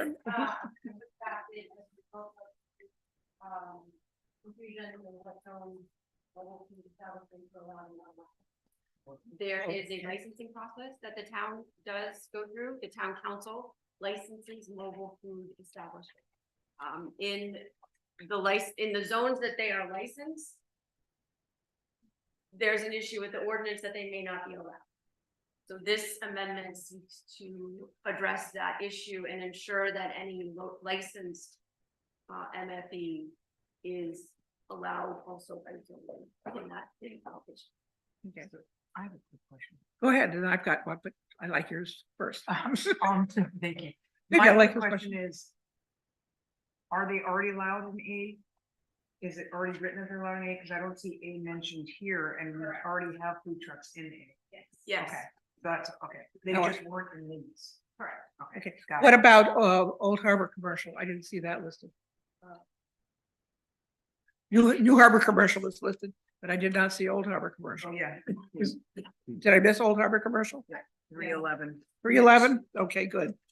It may be. It's just at the bottom, at the very bottom of the. Bottom of page 2. Yeah. Aha, okay, thank you. It was not highlighted, and you're right, I missed it. On to the next page, it didn't say, it's on the next page, and I just missed it. Good, okay. And the one thing is that if you decide to move forward with a favorable advisory, consider also amending your use table. Because that's, I say that with subject to comments and staff, but you do have a use table that has a list of uses. If you want to include MFs on it, you would need to amend that and just include the permitted X's. Okay. Across, you know, to Right. match what you're doing with the text. Okay, The question I have is probably not going to be answered today, but I was wondering, is the town considering setting limits on, I know that there are limits right now on the number of these items. But I think there, yes, the town council has limits. Right. On the number of. Right. MFPs and I thought, they license. I personally thought that those numbers could be increased. I thought they were rather restrictive. I don't think that's. But that's not part of this. No, this is just. to Yeah. allow, Okay, it was meant all right. Is part of the license, like the actual location of what is separate? They have a separate, the town council have a separate agenda item allowing, like, approving specific locations. So they must be tied in. So we're basically allowing, like, you could have it here, but the town council has to then say, you have this license and you can be at this specific location. We're just saying the zone generally could. Correct. yeah, we're okay for the zone, not for a particular spot. Yes, I was just making sure that there was still the control that the town council Yeah. had to say, okay, we can't park it at the end of my driveway. Or, you know, I don't know. The license assigns a specific location. Yes, That's yeah, what her yeah. question Okay, is great, that. great. That's my understanding, but I'm not 100%. We could put that, it is part of the memo that we want to make sure that it is, I'm pretty sure it is too, but it's, you know, there's nothing wrong with asking that question. Supersede location. Right. That's a good word, supersede location. Because the state took over the license. Like, this is a state license, like MFP. Where it used to just be local, so when the state took it over. Yeah, we restarted, it was we were local. Looking at the Yeah. dawn of no control. Yeah. And I think within that first year, the town figured out we can control actual location, permit each location that's being requested. So in turn, you were actually controlling the number of licenses by controlling the location. Because Yeah, I thought at one point they had a, license out there, license to block out. yeah. They can only go in specific locations. You want to make, well, we want to make sure that that is indeed correct. Because when they first started, they had, I think it was a total of 5. And if somebody wanted more than 5, they had to go on a list. So I just want to make sure that the town does have a way of controlling the number. As well, I agree that 5 probably is too little. 50 would be too many. All right. Any other questions or comments? So, do we need to make an advisory for this? Is that, okay, then I would make a motion that we send a favorable advisory to the town council that approving the location of the food trucks in all of the locations mentioned. I won't go through and read them all, but that are in the memo. And the second sentence should be, and in addition to that, I recommend that the amendment to the use table be done by staff so that they are in conforming language.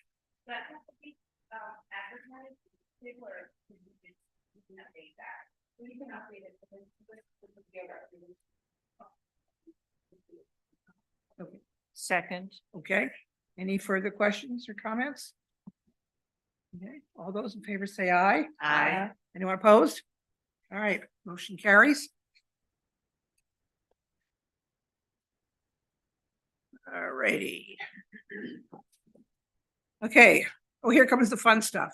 Number 5, zoning ordinance amendments for compliance with state law requiring, including creating specific and objective criteria for special use permits. Article 4, review draft amendments and make a recommendation to the town council, including a finding of consistency with a comprehensive plan. We had the consultants, Weston and Sampson, who have been helping on this, plus Allison, Jen, and Karen. Thank you, guys. It's been, and it has been and will be a lot of work. Turn this over to which one of you wants to take? Allison? Yes, well, we thankfully have Ashley Sweet here. Okay. Sorry for the wait, but Yes. we can go over the documents that Weston and Sampson prepared. We had spoke last time about special use permits. Some certain uses that require a special use permit did not have any specific and objective criteria. So they've gone through trying to identify some of those potential standards for review. And so we're looking for the planning board's input tonight on the draft language. There's also some language there in regard to the TRC composition, the membership.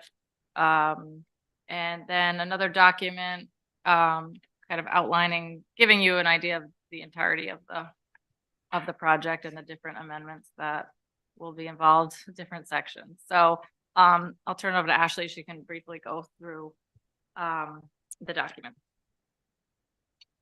Hello, everyone. Thanks for having me. If we could go through maybe the special use permits first, I can give you a quick kind of overview of what we did there, and then you can give me your feedback. And I do apologize, but I have to leave by 6. So I wasn't anticipating it would take quite as long to get to this item. So I do apologize for that. But what we did was we took the work that you had started and began to look through the sections that had been identified as not having any specific and objective criteria, or maybe places where you had some specific and objective criteria, but you felt that there was a need to strengthen those criteria. And so we have either added or added to what you already had. And so we've have a variety of them in here in under one section where we have amended an existing section, which is Article 4, Section 401, where it was previously called general criteria for special use permits. We've changed that just to criteria for special use permits, and we've added these specific and objective criteria under this section. And I think there's still an ongoing conversation with staff about the best place for these to live, because you do have several sections in your ordinance that are spread across the zoning ordinance that address these types of issues. But for the purposes of review at this point, we've packaged them under one section, and we'll continue to talk to staff about where they may feel they're best located. And so you'll see in here in the draft that's in front of you, there are a couple of things that are highlighted where we've got some bracketed words like number, completely or partially, and we're really looking to your expertise and knowledge about the community and what's appropriate to fill those blanks in. So I'm not sure what you would prefer to do in terms of format. I can walk through each of these under section D. You can provide me with your comments and feedback as we go through those. Yes, I think that would probably work quite well. Okay. So the first one under D is Assembly Hall. We've provided three specific and objective criteria under this section. If anyone has any comments or thoughts, we'd be happy to amend, as you feel is appropriate. Anything additional you felt necessary for assembly halls, or this speaks to pedestrian circulation, security, parking and landscaping? One question I had, and maybe this comes up, it's not relevant here, but I just noticed under a number of these, we talk about a security plan. I was wondering if there was anything about like fire capacity or fire marshal inspections or anything, capacity, that kind of thing, if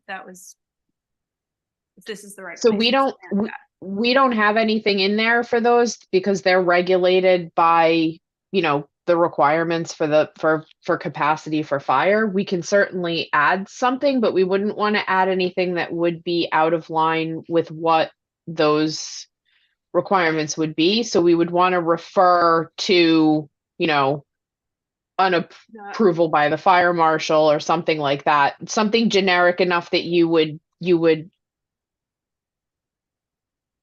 catch it, but that we wouldn't be in conflict with any other regulation that they abide by. Sure. If it's redundant, don't put it in there, but it was something that I thought of when I saw all the Yep. security plans and that kind of thing. So, it's relevant I thought whatever. that letter C, parking and landscaping, is already part of our regulations, that's being redundant. No.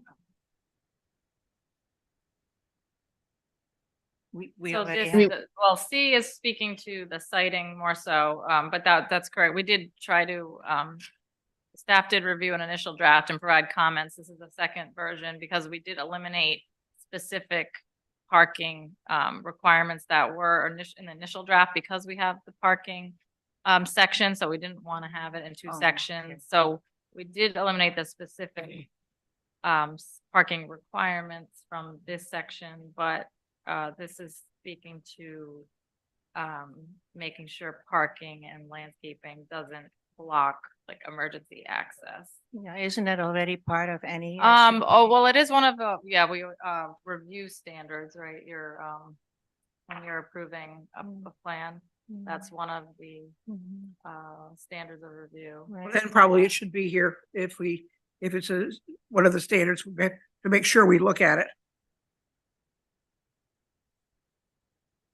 Okay. So Anything else? Okay, nothing else to be added? All right, go next. So the next one is commercial radio and TV, and there were comments from staff as to whether this is needed, and maybe consider removing this this section and I think removing it from the use table. But we didn't want to make a policy call on that. That's up to the community to make that decision. So we did include two specific and objective criteria underneath that category. And if we do keep it, we need some direction here on what you feel is an appropriate setback from a residential property line. and that second part, a lot line at the height of the structure. Can we use language that just refers to our zoning ordinance? For particular zones? And minimum setbacks. And, you know, the standard setbacks that are already in our, instead of picking numbers? Those are already fine. Okay, What you're doing here is, inserting specific and objective criteria when these particular uses come up for a special use permit. okay. And Well, the that's- reason we're doing yeah. that is because the state law, if, not to, for anybody that doesn't know, state law has changed and they're saying, hey, by January 1, 2024, if you don't have specific and objective criteria for special use permits, they are allowed by right. So what would be an appropriate number for Block Island if we decide to keep this?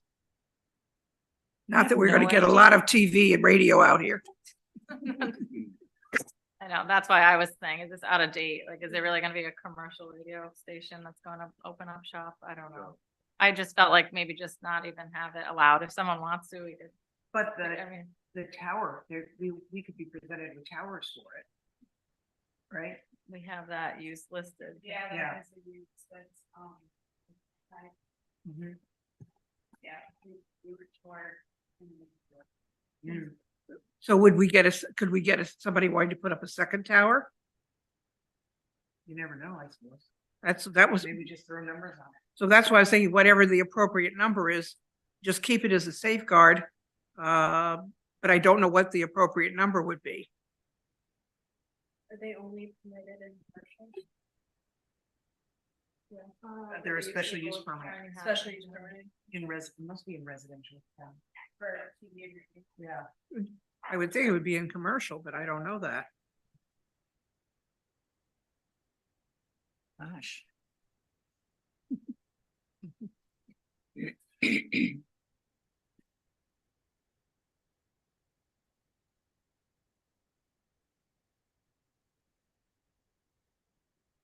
So it's saying special use permit, Old Harbor, New Harbor and service commercial. So I mean, if it abuts up the next zoning district, or there could be a residential property within those. Yeah, so that also. Like Calico Hill is right by the tower that Yeah. currently exists. Yeah. I would need to know the health factors involved in distance. For example, when you're talking turbines, the low frequency waves of certain size turbines can be detrimental both to people and animals. I don't know what the safety number, there ought to be some place in the state government that spells out the safety regulations of radio waves, radio and TV waves. I don't know, but there was a study done on the tower in town and the end result was there was no confirmation that it was detrimental. There was no confirmation that it was or it wasn't. We have a report, because we were selling a house in the neighborhood. That abuts it. Okay. Well, let's have Weston Sampson look into appropriate Okay. setback distances. So it's not, we Okay, can't just why do don't we- that here without. Okay, let's just mark this for January. We don't want to waste time on this. Okay, number 3. So this is for daycare center, which is different from family daycare. But we've added 3 criteria under here related to the development of a daycare center under a special use permit. And those have to do with licensing and circulation on the site. And we have a daycare center that may not even comply with this language. Yeah, it certainly doesn't have a queue tonight. But would that fall under pre-existing? No, this is only going forward. Yeah. Great. Or it's not great, but. Yeah. Okay. It works for us. We're small time. Okay, anything for number 3? Otherwise we'll go on. Is the applicant shall provide proof of state licensing. Oftentimes daycare centers would like to know that they have clearance from the municipality before finalizing state licensing. You may want to consider, either, you can always condition a special use permit on a state license. You could do that, or you could say, you know, that they have applied for state licensing, but consider the fact that the timing of it, depending on the person who's applying, might not be such that they have that state license in hand at the time that they come before you. Right, I can understand that, but also we want to make sure that they get their state licensing. And you could certainly condition any special use permit on that. Okay. I think that would probably be the way to do it, condition. The applicant shall provide proof of state licensing upon approval by the town. Or something to that effect. Is that what you're saying? Provide approval of state licensing. Once the town. Once the state. Once, Or once the town approves it. no, I think it has to be the state that approves it, state license. You're more likely to be waiting on. Is the queuing lane appropriate here? I mean, I don't know. I'm not familiar with like daycares that have queuing lanes, but yeah, No, I would, it's not appropriate here. yeah, let's. I'd strike take that queuing out. lanes. I've never used a queuing lane for daycare drop off, even on the name. Yeah, how do you drop off a newborn baby toddler? Okay. Most people have to park and walk in, so.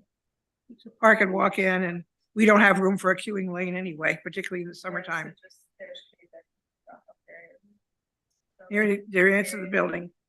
That does not block, public space or road traffic. I don't even know if you need that part. Where are you? This is B3B. Oh, They okay. shall be a designated drop-off area near the entrance of the building, and I put a period there. Period. And the rest of it doesn't apply to Block Island. Did you want to make changes to A, or are you going to leave that licensing language as is and just condition approval? Sometimes it's hard to hear Karen and Allison, so may not be catching what you're saying. So Karen was saying you could maybe not be in place at the time of the local review process, because they want approval locally before receiving their state licensing. Yeah, Yep. The order of it. Yeah, that's the concern. I leave that up to the board on how they want to handle that, knowing that they've got to come up with specific and objective criteria for this use. Mm-hmm. Well, I think we do it on condition, that they receive, their state license. Yeah.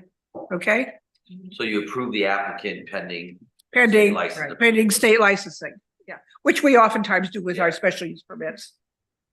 Yeah, sometimes it's, So- So we need to speak the language or leave it? as- I'd leave it, I think you could just leave. I think you just leave it. Okay, leave that. thank you.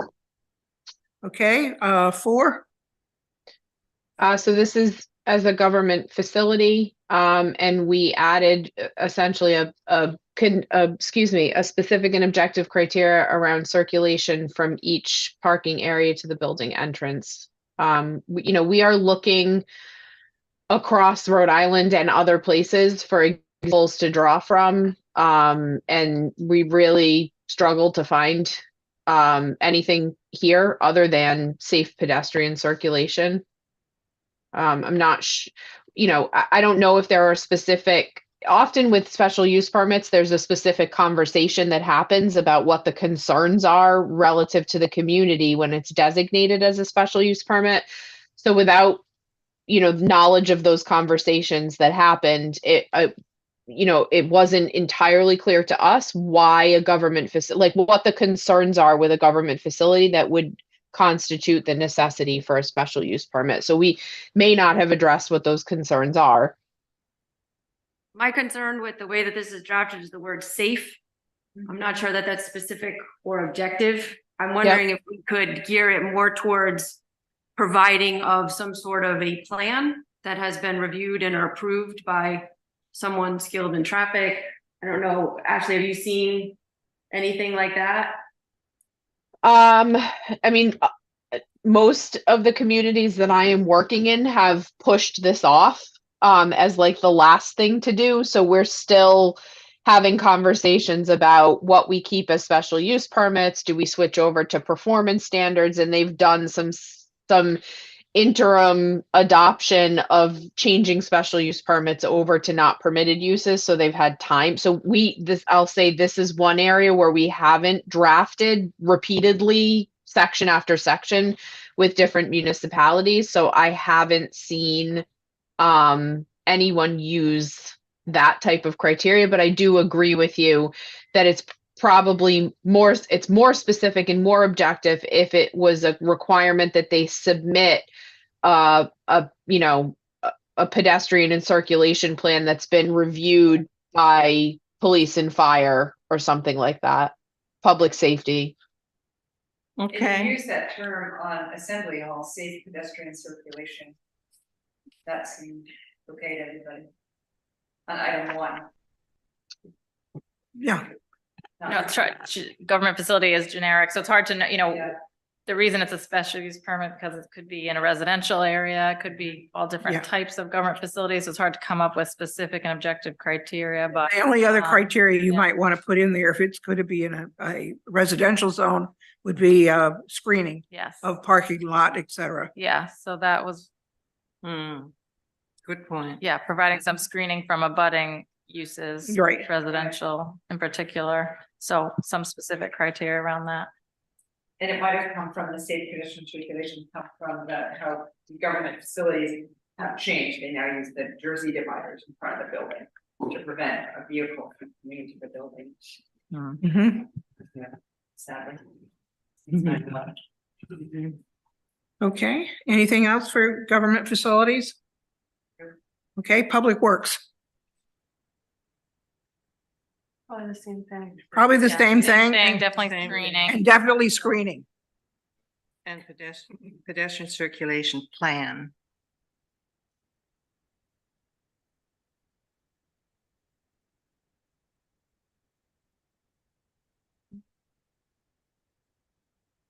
Okay. Anything else? Okay, religious facilities. It's interesting, eh? Why? Why? Well, I don't think we have anything on the island. It's a 10-foot landscaped buffer. Yeah. I had a real problem with that one. Um, What do you think the amount should be? why would you make that any different, from screening as you would Right. for a public works facility or a government facility? Right. Well, we can make them all the same, yeah. Yeah. I think I'd do some kind of screening, and if you want to say, I'd think 10 feet for Block Island is too high. Probably you're talking 6 feet. No, the width. It's a buffer, not a height. Oh, it's a buffer, yeah, okay. Yeah, buffer, right, but you could do both, yeah. I don't think you need a buffer if you don't need it for, the other. Right. I think you, do appropriate screening. So the problem with the word appropriate screening is it's not specific or objective. A number is. We need to put a number. If you want it. Yeah, so a landscape buffer of 10 feet wide, is that adequate for these uses? 10 Is feet. that good? Yeah. And that's, like, I threw that up, because knowing you're not really sure how much room they may have, the I mean, property, so I didn't. could want to you, get too high. do 5 to 10 feet? I mean, I just think 10 feet is that's kind of wide. 10 feet is too wide. Maybe 5 feet then? I don't know if you can be broad. I think they need to be specific. I don't know why you need a buffer. Why do you need a Why buffer? you need a Yeah, buffer? why do you need a buffer? Like, you look Yeah, at some you- of the religious facilities we buffer. have out here, and the parking lots go right up to the door. So why do you need? No, to to have- like a budding house, so. To a house that, say you have a house on either side, you'd want to screen the parking lots for certain. The view like of, But a landscape buffer can be ground cover, doesn't mean a tree. well, we can make a height, right, put a height as well.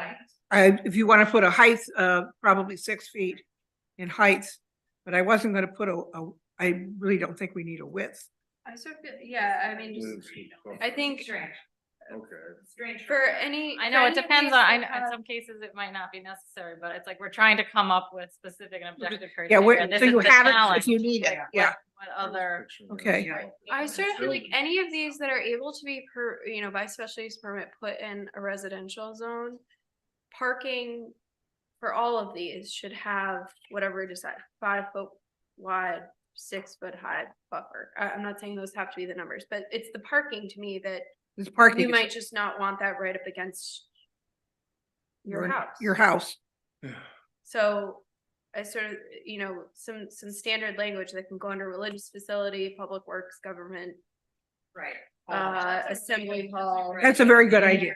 So Then, Because I don't care distance, what the thing is, it's just the parking. that's Yeah. distance really- from the so property. it'd probably be a 5 foot landscape buffer, and if you want more specific, at least 6 feet high. That Right, but would then be- when you think a standard with the daycare, there's no room to drop off right to the curb. No room for a landscape buffer. Yeah, we don't have to ask for one there. Well, I think that, and the daycare, I don't think has as much of a parking component to me as it's more drop off. I was looking at the assembly halls, religious facilities where you have parking. Staff parking.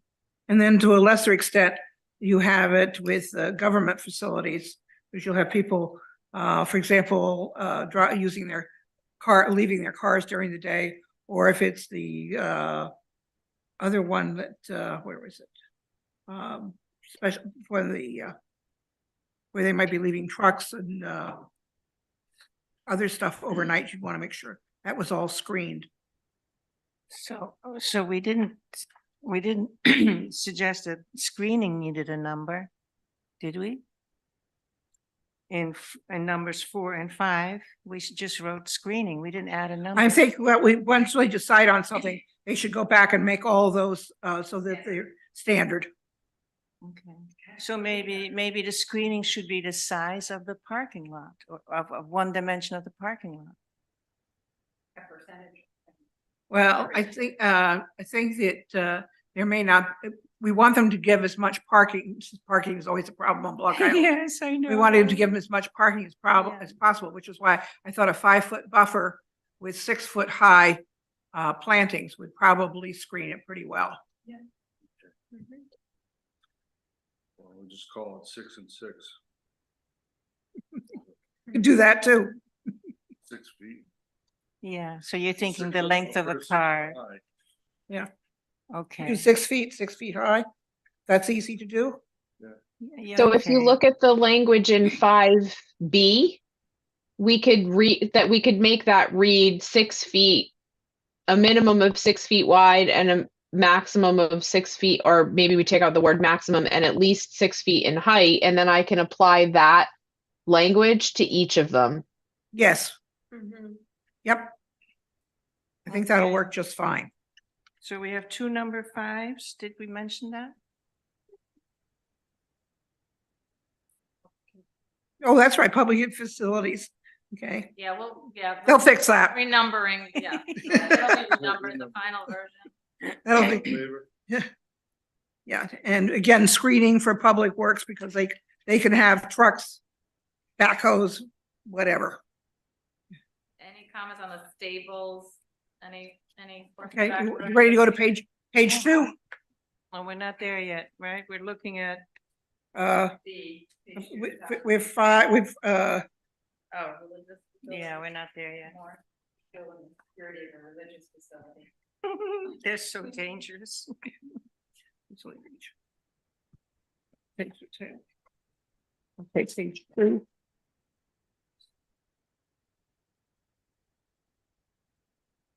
Okay, security if you need it. And we kind of covered parking and landscaping. Mhm. Okay, you need to keep in for the fire and rescue vehicles, however. Right. Okay. Are we ready for stables? Okay, we're ready for stables. Why do they have to be enclosed? Yeah. It's kind of, I get, my reaction was, why are we regulating stables on Block Island? But probably because the state tells us to. So we responded to the notes that we had from your previous discussions, and that stables is, I believe, it's in your use table as a special use permit. And so we've looked far and wide, at, examples of how these are regulated, and we've given you, some options that we've found. We understand some of these might not be appropriate, so we can go through each of them and you can tell me how you'd like to amend. I thought we'd strike number one, unless I'm just not seeing, unless I'm missing something. Or A. I agree. So we looked to information about like the proper keeping of horses, and the recommendation is that they have some kind of enclosed structure. Otherwise, you potentially would have horses without any shelter. Which we do have. Isn't that covered in E though? Minimum requirement per stable shall encompass an open shed offering adequate protection. I sort of felt like that covered it, but maybe I'm wrong. Yeah. Yep. No, we can take out A and then we can work with what's the language that's in E. Mm-hmm. Okay. Yeah, I mean, as long as that's, I don't know anything about horses. I don't. Yeah. I'd say take out A and leave in E. Yeah. Okay. Although I don't see how you can keep your flooring clean and dry in an open shed with the wind and the rain blowing. So there has to be, my understanding is from farming rules that the animals need to have one side of a barn closed so that they can have protection from the wind. At least that's what they say about cows in upstate New York. And I want to just clarify, and Allison, please correct me if I'm wrong, but when we're looking at this, we're not looking at, an individual property owner who has a horse. We're looking at a stable as a commercial. Yes. Correct. Yes, you're right. So commercial state. All right, commercial, then maybe we want to put A back in again. That's a good point. Then we should add the word commercial. I was gonna say, could it say commercial? Because I really don't, somebody who has a single horse, or maybe two horses. I don't think we need to regulate those. And this wouldn't be regulating that. It's only going to regulate the designations in the use table. And I can talk with Allison about this as well. We can look and see if you have a definition of stables, but typically the understanding is that this is a commercial an operation that is a stable as a commercial operation, not an individual keeping horses. This is a special use in RA and RB. So we're not, but we don't label it as commercial. So when someone's putting up an accessory structure for their horses, are they gonna be reading this as a commercial enterprise, or are they you can't assume that. So I'm just looking at your zoning ordinance. You do have a definition for commercial stables. The definition for stables was deleted in 2009. So I would say then what we need to do is take the heading of this section and change it from stables to commercial stables. That sounds good. Same thing with the daycare center, actually make it commercial daycare center. Okay. Because Good we're talking point. about not a Right. family home. Okay. I think I heard Allison say to make it commercial daycare center. Yes. Yes, Yes. Okay. just to make it clear, we're not speaking of the family or at Yep. home here. So with changing that to commercial stables, would you like A to come back, or do you want to work on the language in E? I would have A come back, I agree. because, commercial stable should be highly regulated. Mm-hmm.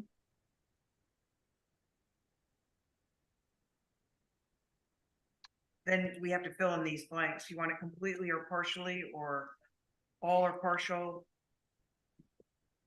And the height. Partially. Takes a little bit of thought.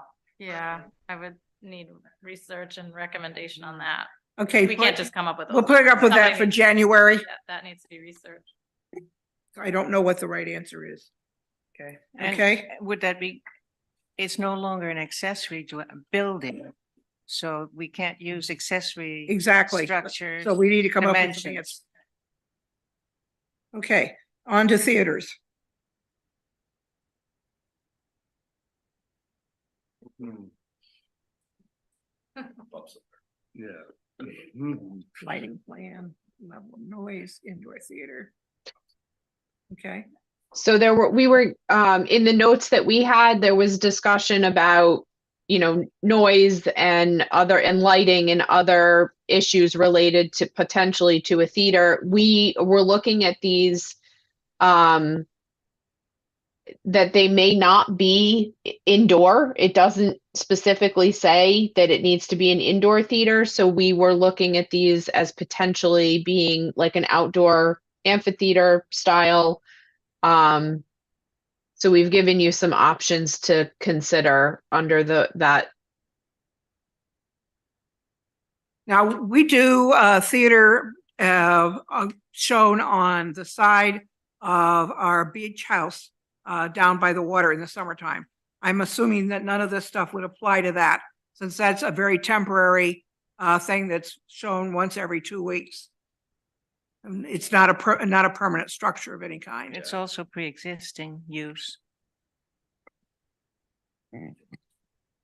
Ashley, could you change clearly outlines to outlining? Yep. And is that an A? Yes. Not Okay. outlining, outline. Yeah.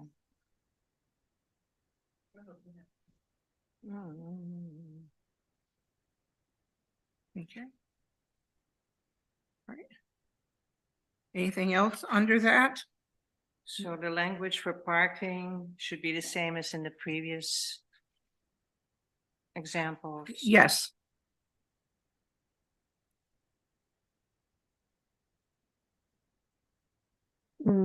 So we don't have the same language about buffering in here. We have one that says that it has to be designed to allow for the passage of fire and rescue, and I thought we were keeping those.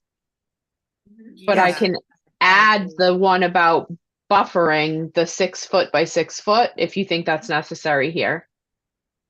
If it's having a parking lot, yeah, yes, probably. Okay.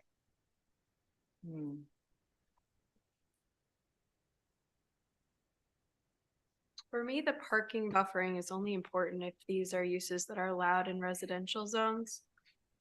If they're not allowed in residential zones, I have less of an issue with having parking, you know, without a buffer, but that could just be me. No, These are just, yeah, so theaters is just Old Harbor, commercial, New Harbor. Ashley, Okay, on does- C and at E and F, excuse me. Can you remove the word adequate on E? And safe on F? And then I would ask the board just to take a look at E and F and see if there's anything specific and objective that you would like an applicant to present or a standard that you'd want them to meet. And insert the word plan after circulation in F. Right? Yep.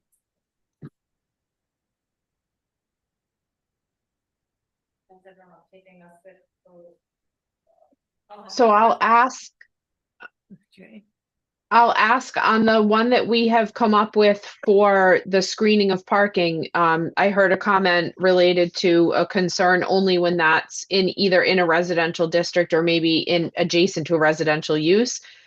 I can add the wording so that it says it's specific to that. So this would only apply when it is adjacent to a residential district or a residential use. Because New Sounds Harbor good. Commercial, where the Yeah. theater is adjacent to residential. Yes. Yeah, and there, I feel like it's important to have the parking buffer, but I don't know that, like, St. Andrews, like the in church, like they don't have a parking buffer, but I'm not offended by that. And it's. They don't have Well, parking at all. Well, I don't- I- You know what I mean, though? I don't wanna put an undue This- hardship on this- people who yeah. are trying to do This it is in town. for a special use But permit if too, you're we gonna could put it also in waive it. residential zone, then I think you should have Yeah, your parking screen. okay. So I would add the wording when the use abuts a residential district or residential use, and then when you have two commercial properties side by side, it would not apply. It would only apply to the residential district or use. As long, yeah, as long as it covers that, it could be in a commercial district, but it's abutting a residential area. It's by use, so it would either be adjacent to a residential district or a residential use that may not be in a residential district. It may be a residential use in a commercial district, but it's a residential use. I get it. Yeah. Okay, Like my that's, house, that's my that's house. fine. Yep. Yep. So I'll use that language for all of the parking lot buffering. Absolutely, Yes. yes. Okay. That's great. Good idea. Okay, anything else before we go on to earth removal? All right. Earth removal. So you had some standards for this, so you can see the words that are not underlined are your existing standards, and we've added to those based on the notes that we were given that where you've begun to discuss this and what additional specific and objective standards you might need. I don't understand how you can get away with A. Don't we have places with setbacks? that are more than 50? I was gonna ask the same thing, because if you're going to build a house in town, you can't be 50 feet back. There's no town lot is that big. So that's existing language. What is the definition of earth removal? And that, maybe Is that's, is maybe that that's my like problem. you're digging a foundation, or is that? No. you're- No, it's Yeah, a, I think Oh. it's a very. Oh. Okay, then I misunderstood. I thought it's like think this digging a is like foundation. digging, No. harvesting soil. It's earth removal as an enterprise, as a Oh, web- okay. so for- I'm totally on the wrong. so a totally wrong. gravel bank would Sorry. conduct earth removal operations. You know, quarrying would conduct earth removal, but not for the digging of a foundation. So just so everyone's on the same page, the definition is the extraction or removal of any topsoil or of any soil or topsoil from any tract of land or water body, but excluding the processing of soil transported from off-site areas and the manufacture of soil-related products such as pre-mixed concrete, bricks, block, and the like, and also excluding regarding or landscaping or normal construction and site work approved under this zoning ordinance. So if you, if you're building a house on a lot that's very hilly, you can, with this ruling, you can remove all kinds of hills and forest and whatnot, as long as you do not encroach on the 50 feet border. Earth removal is a use in and of itself. So it wouldn't be, I think what you're talking about is if the use is a single family residence and they're building that home. Mhm. That's not an earth removal use. Okay. An earth removal use is the processing of soil on the site. It's also defined to include pre-mixed concrete. It's a commercial Okay. enterprise. So does this then not imply that someone cannot have an in-ground pool in that spot? That would still be, I'm assuming, an in-ground pool for a residential structure. The use would still be a residential Okay. structure. It wouldn't be an earth removal use. All right. should we use the word commercial here? Commercial or? Your ordinance defines it only as earth removal. But yet the definition of our earth removal is commercial. Yeah, the extraction or removal of any soil or topsoil from any tract of land or water body. And excluding some things, and also excluding regarding or landscaping or normal construction and site work approved under the zoning ordinance. So it doesn't say that, but that's what I'm reading. So the excluding it There's- first, yeah. commercial. Yeah, yeah. I just, since I didn't understand it correctly, there was some way of indicating that it's commercial. It could Might be be useful. misleading, right? Just remember especially too, that applicants. people who are going to be coming before you, applicants that are looking for the special use permit, they're going to be looking at the ordinance, they're going to, they're gonna figure out what use it is, probably in conjunction with Jen. And that use is gonna fit under a definition. They're then gonna go to the use table or your text to determine that they need a special use permit. They're already gonna know that it's a commercial use before they need a special use permit. But what if somebody is not applying for a special use permit and wants to remove that land, that soil? Can they then do it? If they were going to be engaging in an earth removal use of that property going forward, yes. If they were building a single family home and digging a foundation, no. Okay. All right. Are we done? Okay.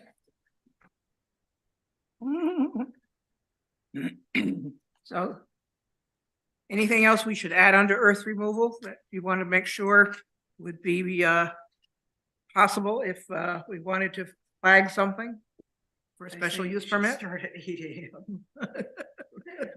Number G. Yes, I know it's the 7 hours. AM is early.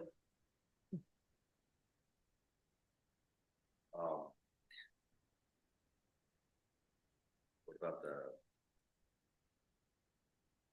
It's up a minute, but there is this under. Yeah, that's for you. Right, so go to page 4. I think it's letter I. Okay. Yes, such finishing shall be a number and height. And my answer is, what's the usual? Usual. I'm looking at calcium chloride or oil. Okay. Is that what they're using today? I don't know that we should define what is used to tamper dust, because those types of, Things change. yeah, what they use does change, does it? I don't even know what they use today. Are you- Well, I mean, if Just, you're if you go to most quarries on the mainland, they just have water trucks that run around for dust control, and just spread water. Yeah. Yeah. That's why I'm asking. So do you want to say that instead of calcium chloride or oil, do you want to just say water?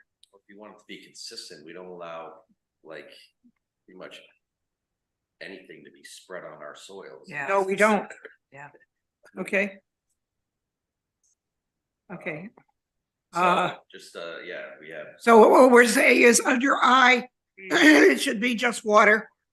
I mean, Okay. we also, when they do the dirt roads over here a while back, where they spread the vegetable oil, remember that? Yes, I did. I went, Sprinkle all I their went, cars and yeah. things, it's awful. everything. I went to town council and complained. Yes, Yeah. yes, I Yeah, do. So, that's kind of like what they mean by oil. Okay. It's like a natural oil for dust control, but that stuff was nasty in my opinion. So- Yep, I agree. Okay, water, first, so I would be just water. Control agent. And so you guys who would do what work with construction, such fencing shall be what kind of a number in feet in height? I'm assuming you're thinking at least 6 feet, but should it be higher? Yeah, 6 is plenty. 6, okay, 6 feet. Isn't our zoning ordinance already say you can't have a fence higher than 6 feet? So wouldn't we want to stick with, I don't know if it specifically says that, but there's, anything higher than 6 feet is considered a site fence. right? I That, don't know, that was set by example somewhere, yeah, it could be in the. yeah, But I think 6 feet out here is plenty high enough. okay. Okay, anything else to add? I was just curious if you could, going back to I, just start with the word no. Would that cover it?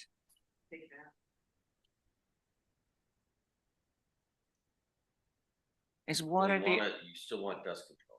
Yeah. You still want it, so Yeah, that's why I'm but saying You water. don't want fluoride or oil. Yeah, just say water shall be applied to all done hard surfaces. When necessary though. Yeah. Certain times of the year. Right. It's not very dusty. Okay, conduct minimum dust distribution. You know, you get. When necessary. As Okay, needed. when necessary. As needed, or, that's the. Okay, anything else? No. Okay. All right, I think that takes care of that. You want to try and do anything else today, or you want to quit? I'm happy to do, we can try to get through one more. Okay, Like which one? do you want to do the We could do the modifications. sure, Let me just go Where is grab that? that. it's administration.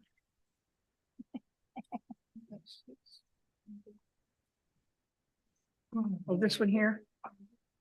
That's the, Which packet is that?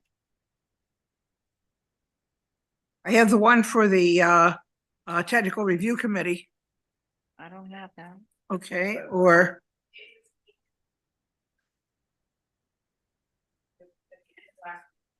And I think they also put in. okay, permits, procedures and enforcement, is that what you're looking at? Yes, it's Article 7. Okay, Article 7, it says permits, procedures and enforcement. Got it. Right. So I'll give, does everyone have that? No, but I'll listen. So you have this, Hey, I may have an extra copy, let me look. Permits procedure. No, that's okay, honey. you have this section already in your zoning ordinance, and what we've done here is gone through and made sure that the changes to the state law that were made to the modification provision are reflected in your ordinance. Mm-hmm. Okay, So we can walk through that, or I yeah, can let's just walk answer through it. questions. And, we'll Okay. try to get through it very quickly, because I know you said you had to go. I do, and I apologize for that. That's all right, well, that number 1 took longer than any of us had anticipated. So I do think that, Karen, we're going to need you to weigh in on a couple of these. We've deleted number 2, because that sets a minimum, or You'll a have to forgive me. maximum. I'm having Jen make me a copy. I don't have anything with me. Okay, and we don't have to Hold on, necessarily answer I'm them borrowing- at I'm borrowing the a copy. moment. Here, I'll share Um, with Gail. Okay, I'm good. I now have a copy. Go ahead. Okay, so B2, basically it sets a floor that it can't go below, and I don't know that that's consistent with the state law, because there's no provision in there that says you can do that. And again, you don't have to answer these on the fly, Karen. We can circle back and clean this up. Yeah, As I long as appreciate you saying that. I think my office has looked at them and we do have responses prepared. I just have to Okay. finalize the responses. My hope was to get those to you tomorrow. Is that okay? Yeah, like I said, with the planning board's input, we can then circle back and you and I can go through those, and we can make further revisions based on your responses. Okay. So we have another question on number 4, whether or not you can leave that language in there. And again, we don't have to answer those immediately. But in, let's see, C2C, we made a change to C and D of this section of section C2 to reflect the changes in the state law in terms of what the determining factors are for finding that a modification is suitable to be approved. So we've made those changes to reflect the state law. There is a provision in the language that says that the zoning official is enabled to make modification requests of 5% or less without any public notice. Karen and I did talk about this, and she is of the opinion that the zoning official is enabled but not required. So this is a policy decision for the town, whether or not you'd like the zoning official to be able to make modifications of 5% or less without going through the notification process. If you want that ability, we would keep this language. If you're not in favor of that, we would alter this language, delete it, and then make sure that B is reflective of the fact that all modifications from 1% and up to 25 are gonna go through the public notification process. And if that's, you know, if you have a position on that, you can let me know and I can make those changes. If you need a little bit more time to think about that or talk through it, then we can circle back on this and you can let us know. So in section 3B2, we have a question for Karen there about you know, adding language to the minimum requirements for the notice. And her and I will touch base on that. Again, another question on number 4. Same basic issue. You know, it goes beyond what the state requirement is. We've made changes to reflect that the 30-day comment period was reduced to 14 days. And then rolling down to section 4, again, making that consistent that it's a 14-day comment period, and also adding letter C, if you want to keep that 5% provision, we would keep that language in there. And that is it.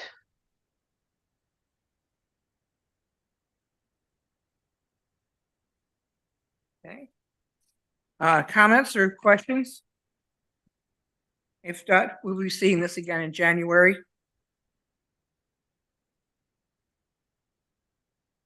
.5% one's the only one. Yeah, I can't answer. If we didn't use 5%, what would we use? So if you don't keep the 5% provision, then all modification requests will go through the notification process. This 5% provision basically says that the zoning official can approve up to 5% modification requests without going through the public notice requirements where it gets mailed to abutters and there's a 14-day comment period. What do you think, Jen? Sorry. I think it should go through some. I'd like to see that. Yep. Okay. Yeah. So then take it out completely or leave it so that you have the ability to kick it to. So I have the ability to kick it to. And is that a change of the terminology of enabled, or is that? Because. Sounds like Yeah. Karen said that it's enabled but not required, Right. so. We want to make Yeah, that what it- clear. Yeah. That's the question we have, whether if the way it's written, is Jen required or just enabled? I think you had said that, but I'm sorry, I forgot. So the way we have it written, Jen would process 5% modifications or less without public notice. The But is she- state law says that she's enabled to, which means we can either put the provision in or we can leave the provision out. I think Jen should choose. Well, I think if it's less than 5%, it should go to a review. Right, is that what? If it's less than 5%, You want it to go here. This is saying request of 5% or less. Yep. You make the determination, without public notice.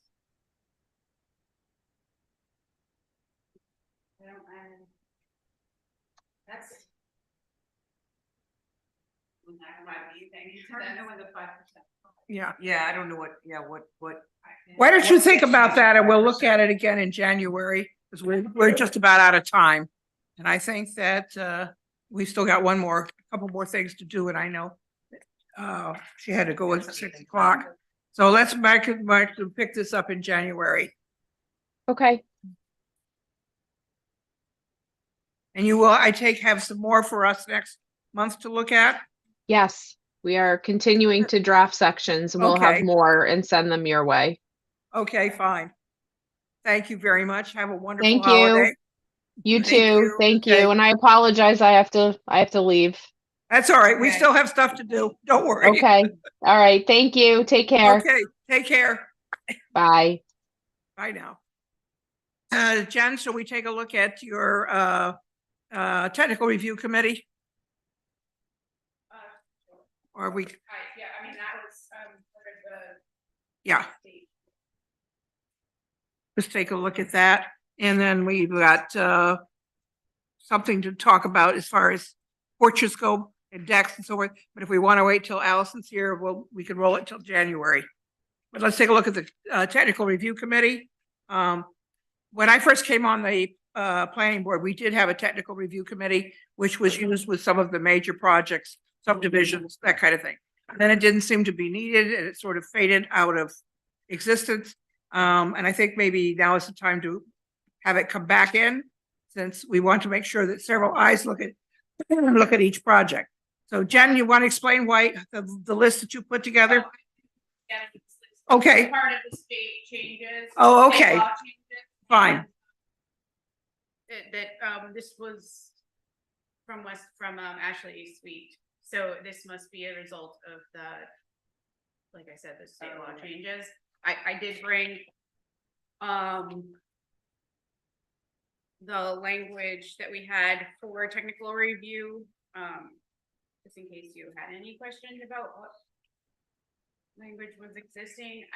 Karen, I don't know if this is the highlighted area. Does that mean this is what should be amended, or all of it is being amended, correct?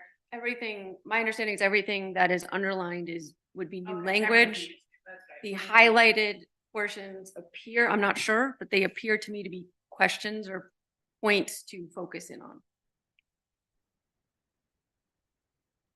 The only concern I had with looking at this is, do we need to specify how many members we want on the committee? And if so, how do you choose from one to the other? Or is this, you could make a selection from what is listed? It says a member of the.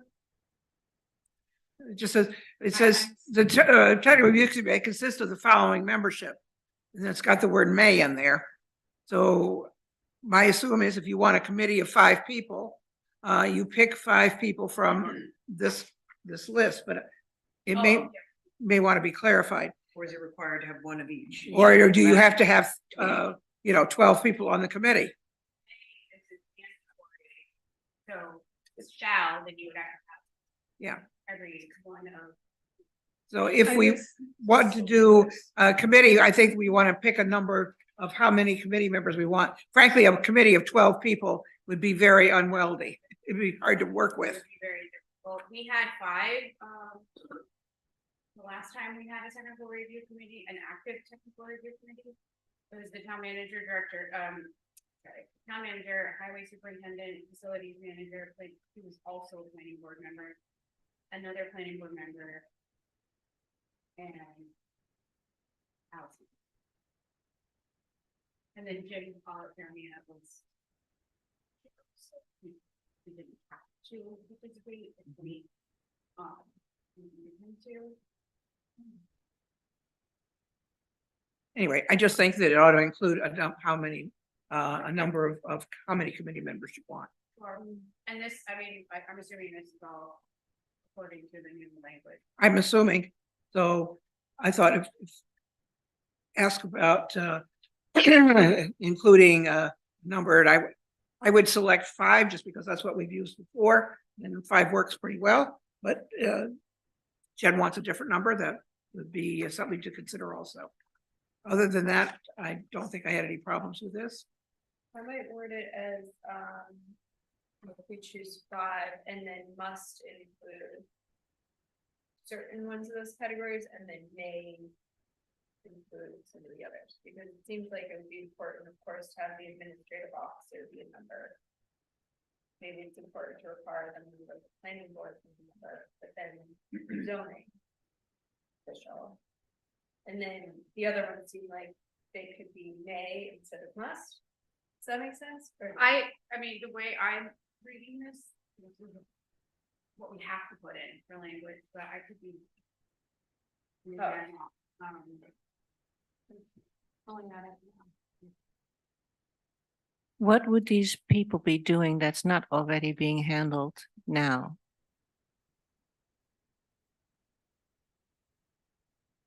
Well, some of the state law changes, does delegate some of the review process to technical review.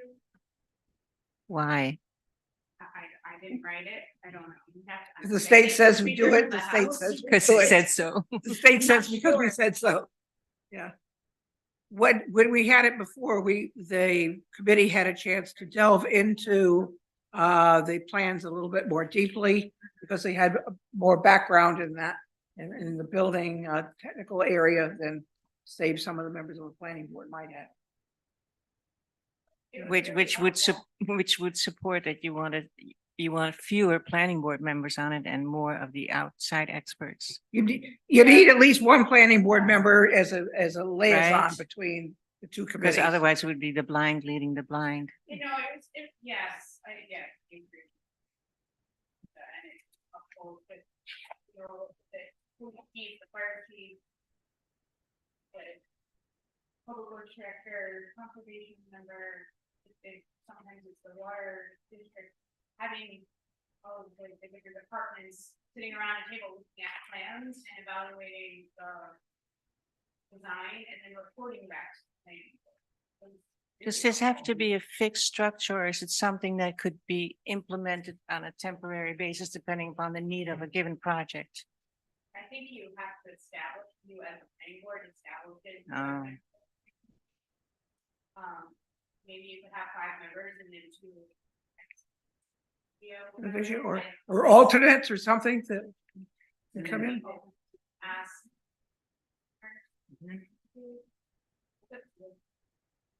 I do a committee of 5 permanent and 2 alternates who can come in. I don't know if you have to decide that. We don't, that's just. Okay. And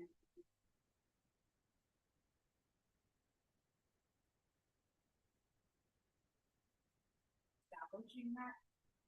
Seriously. Okay, we'll put this for January. Yeah, because it actually asks, you look at C, it asks that we do that.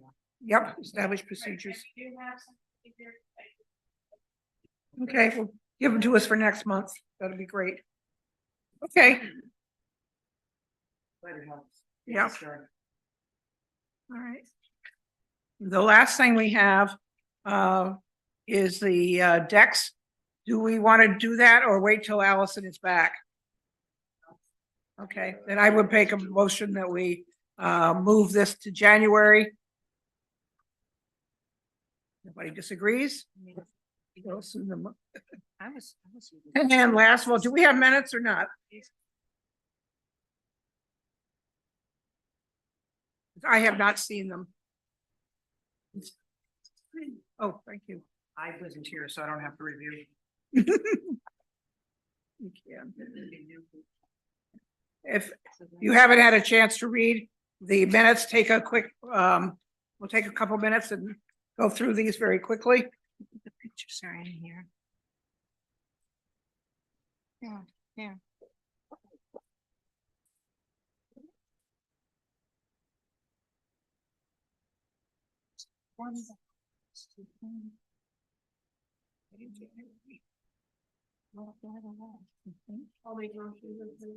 Okay, Second. okay, do I have a second? Second. Okay, Billy seconds.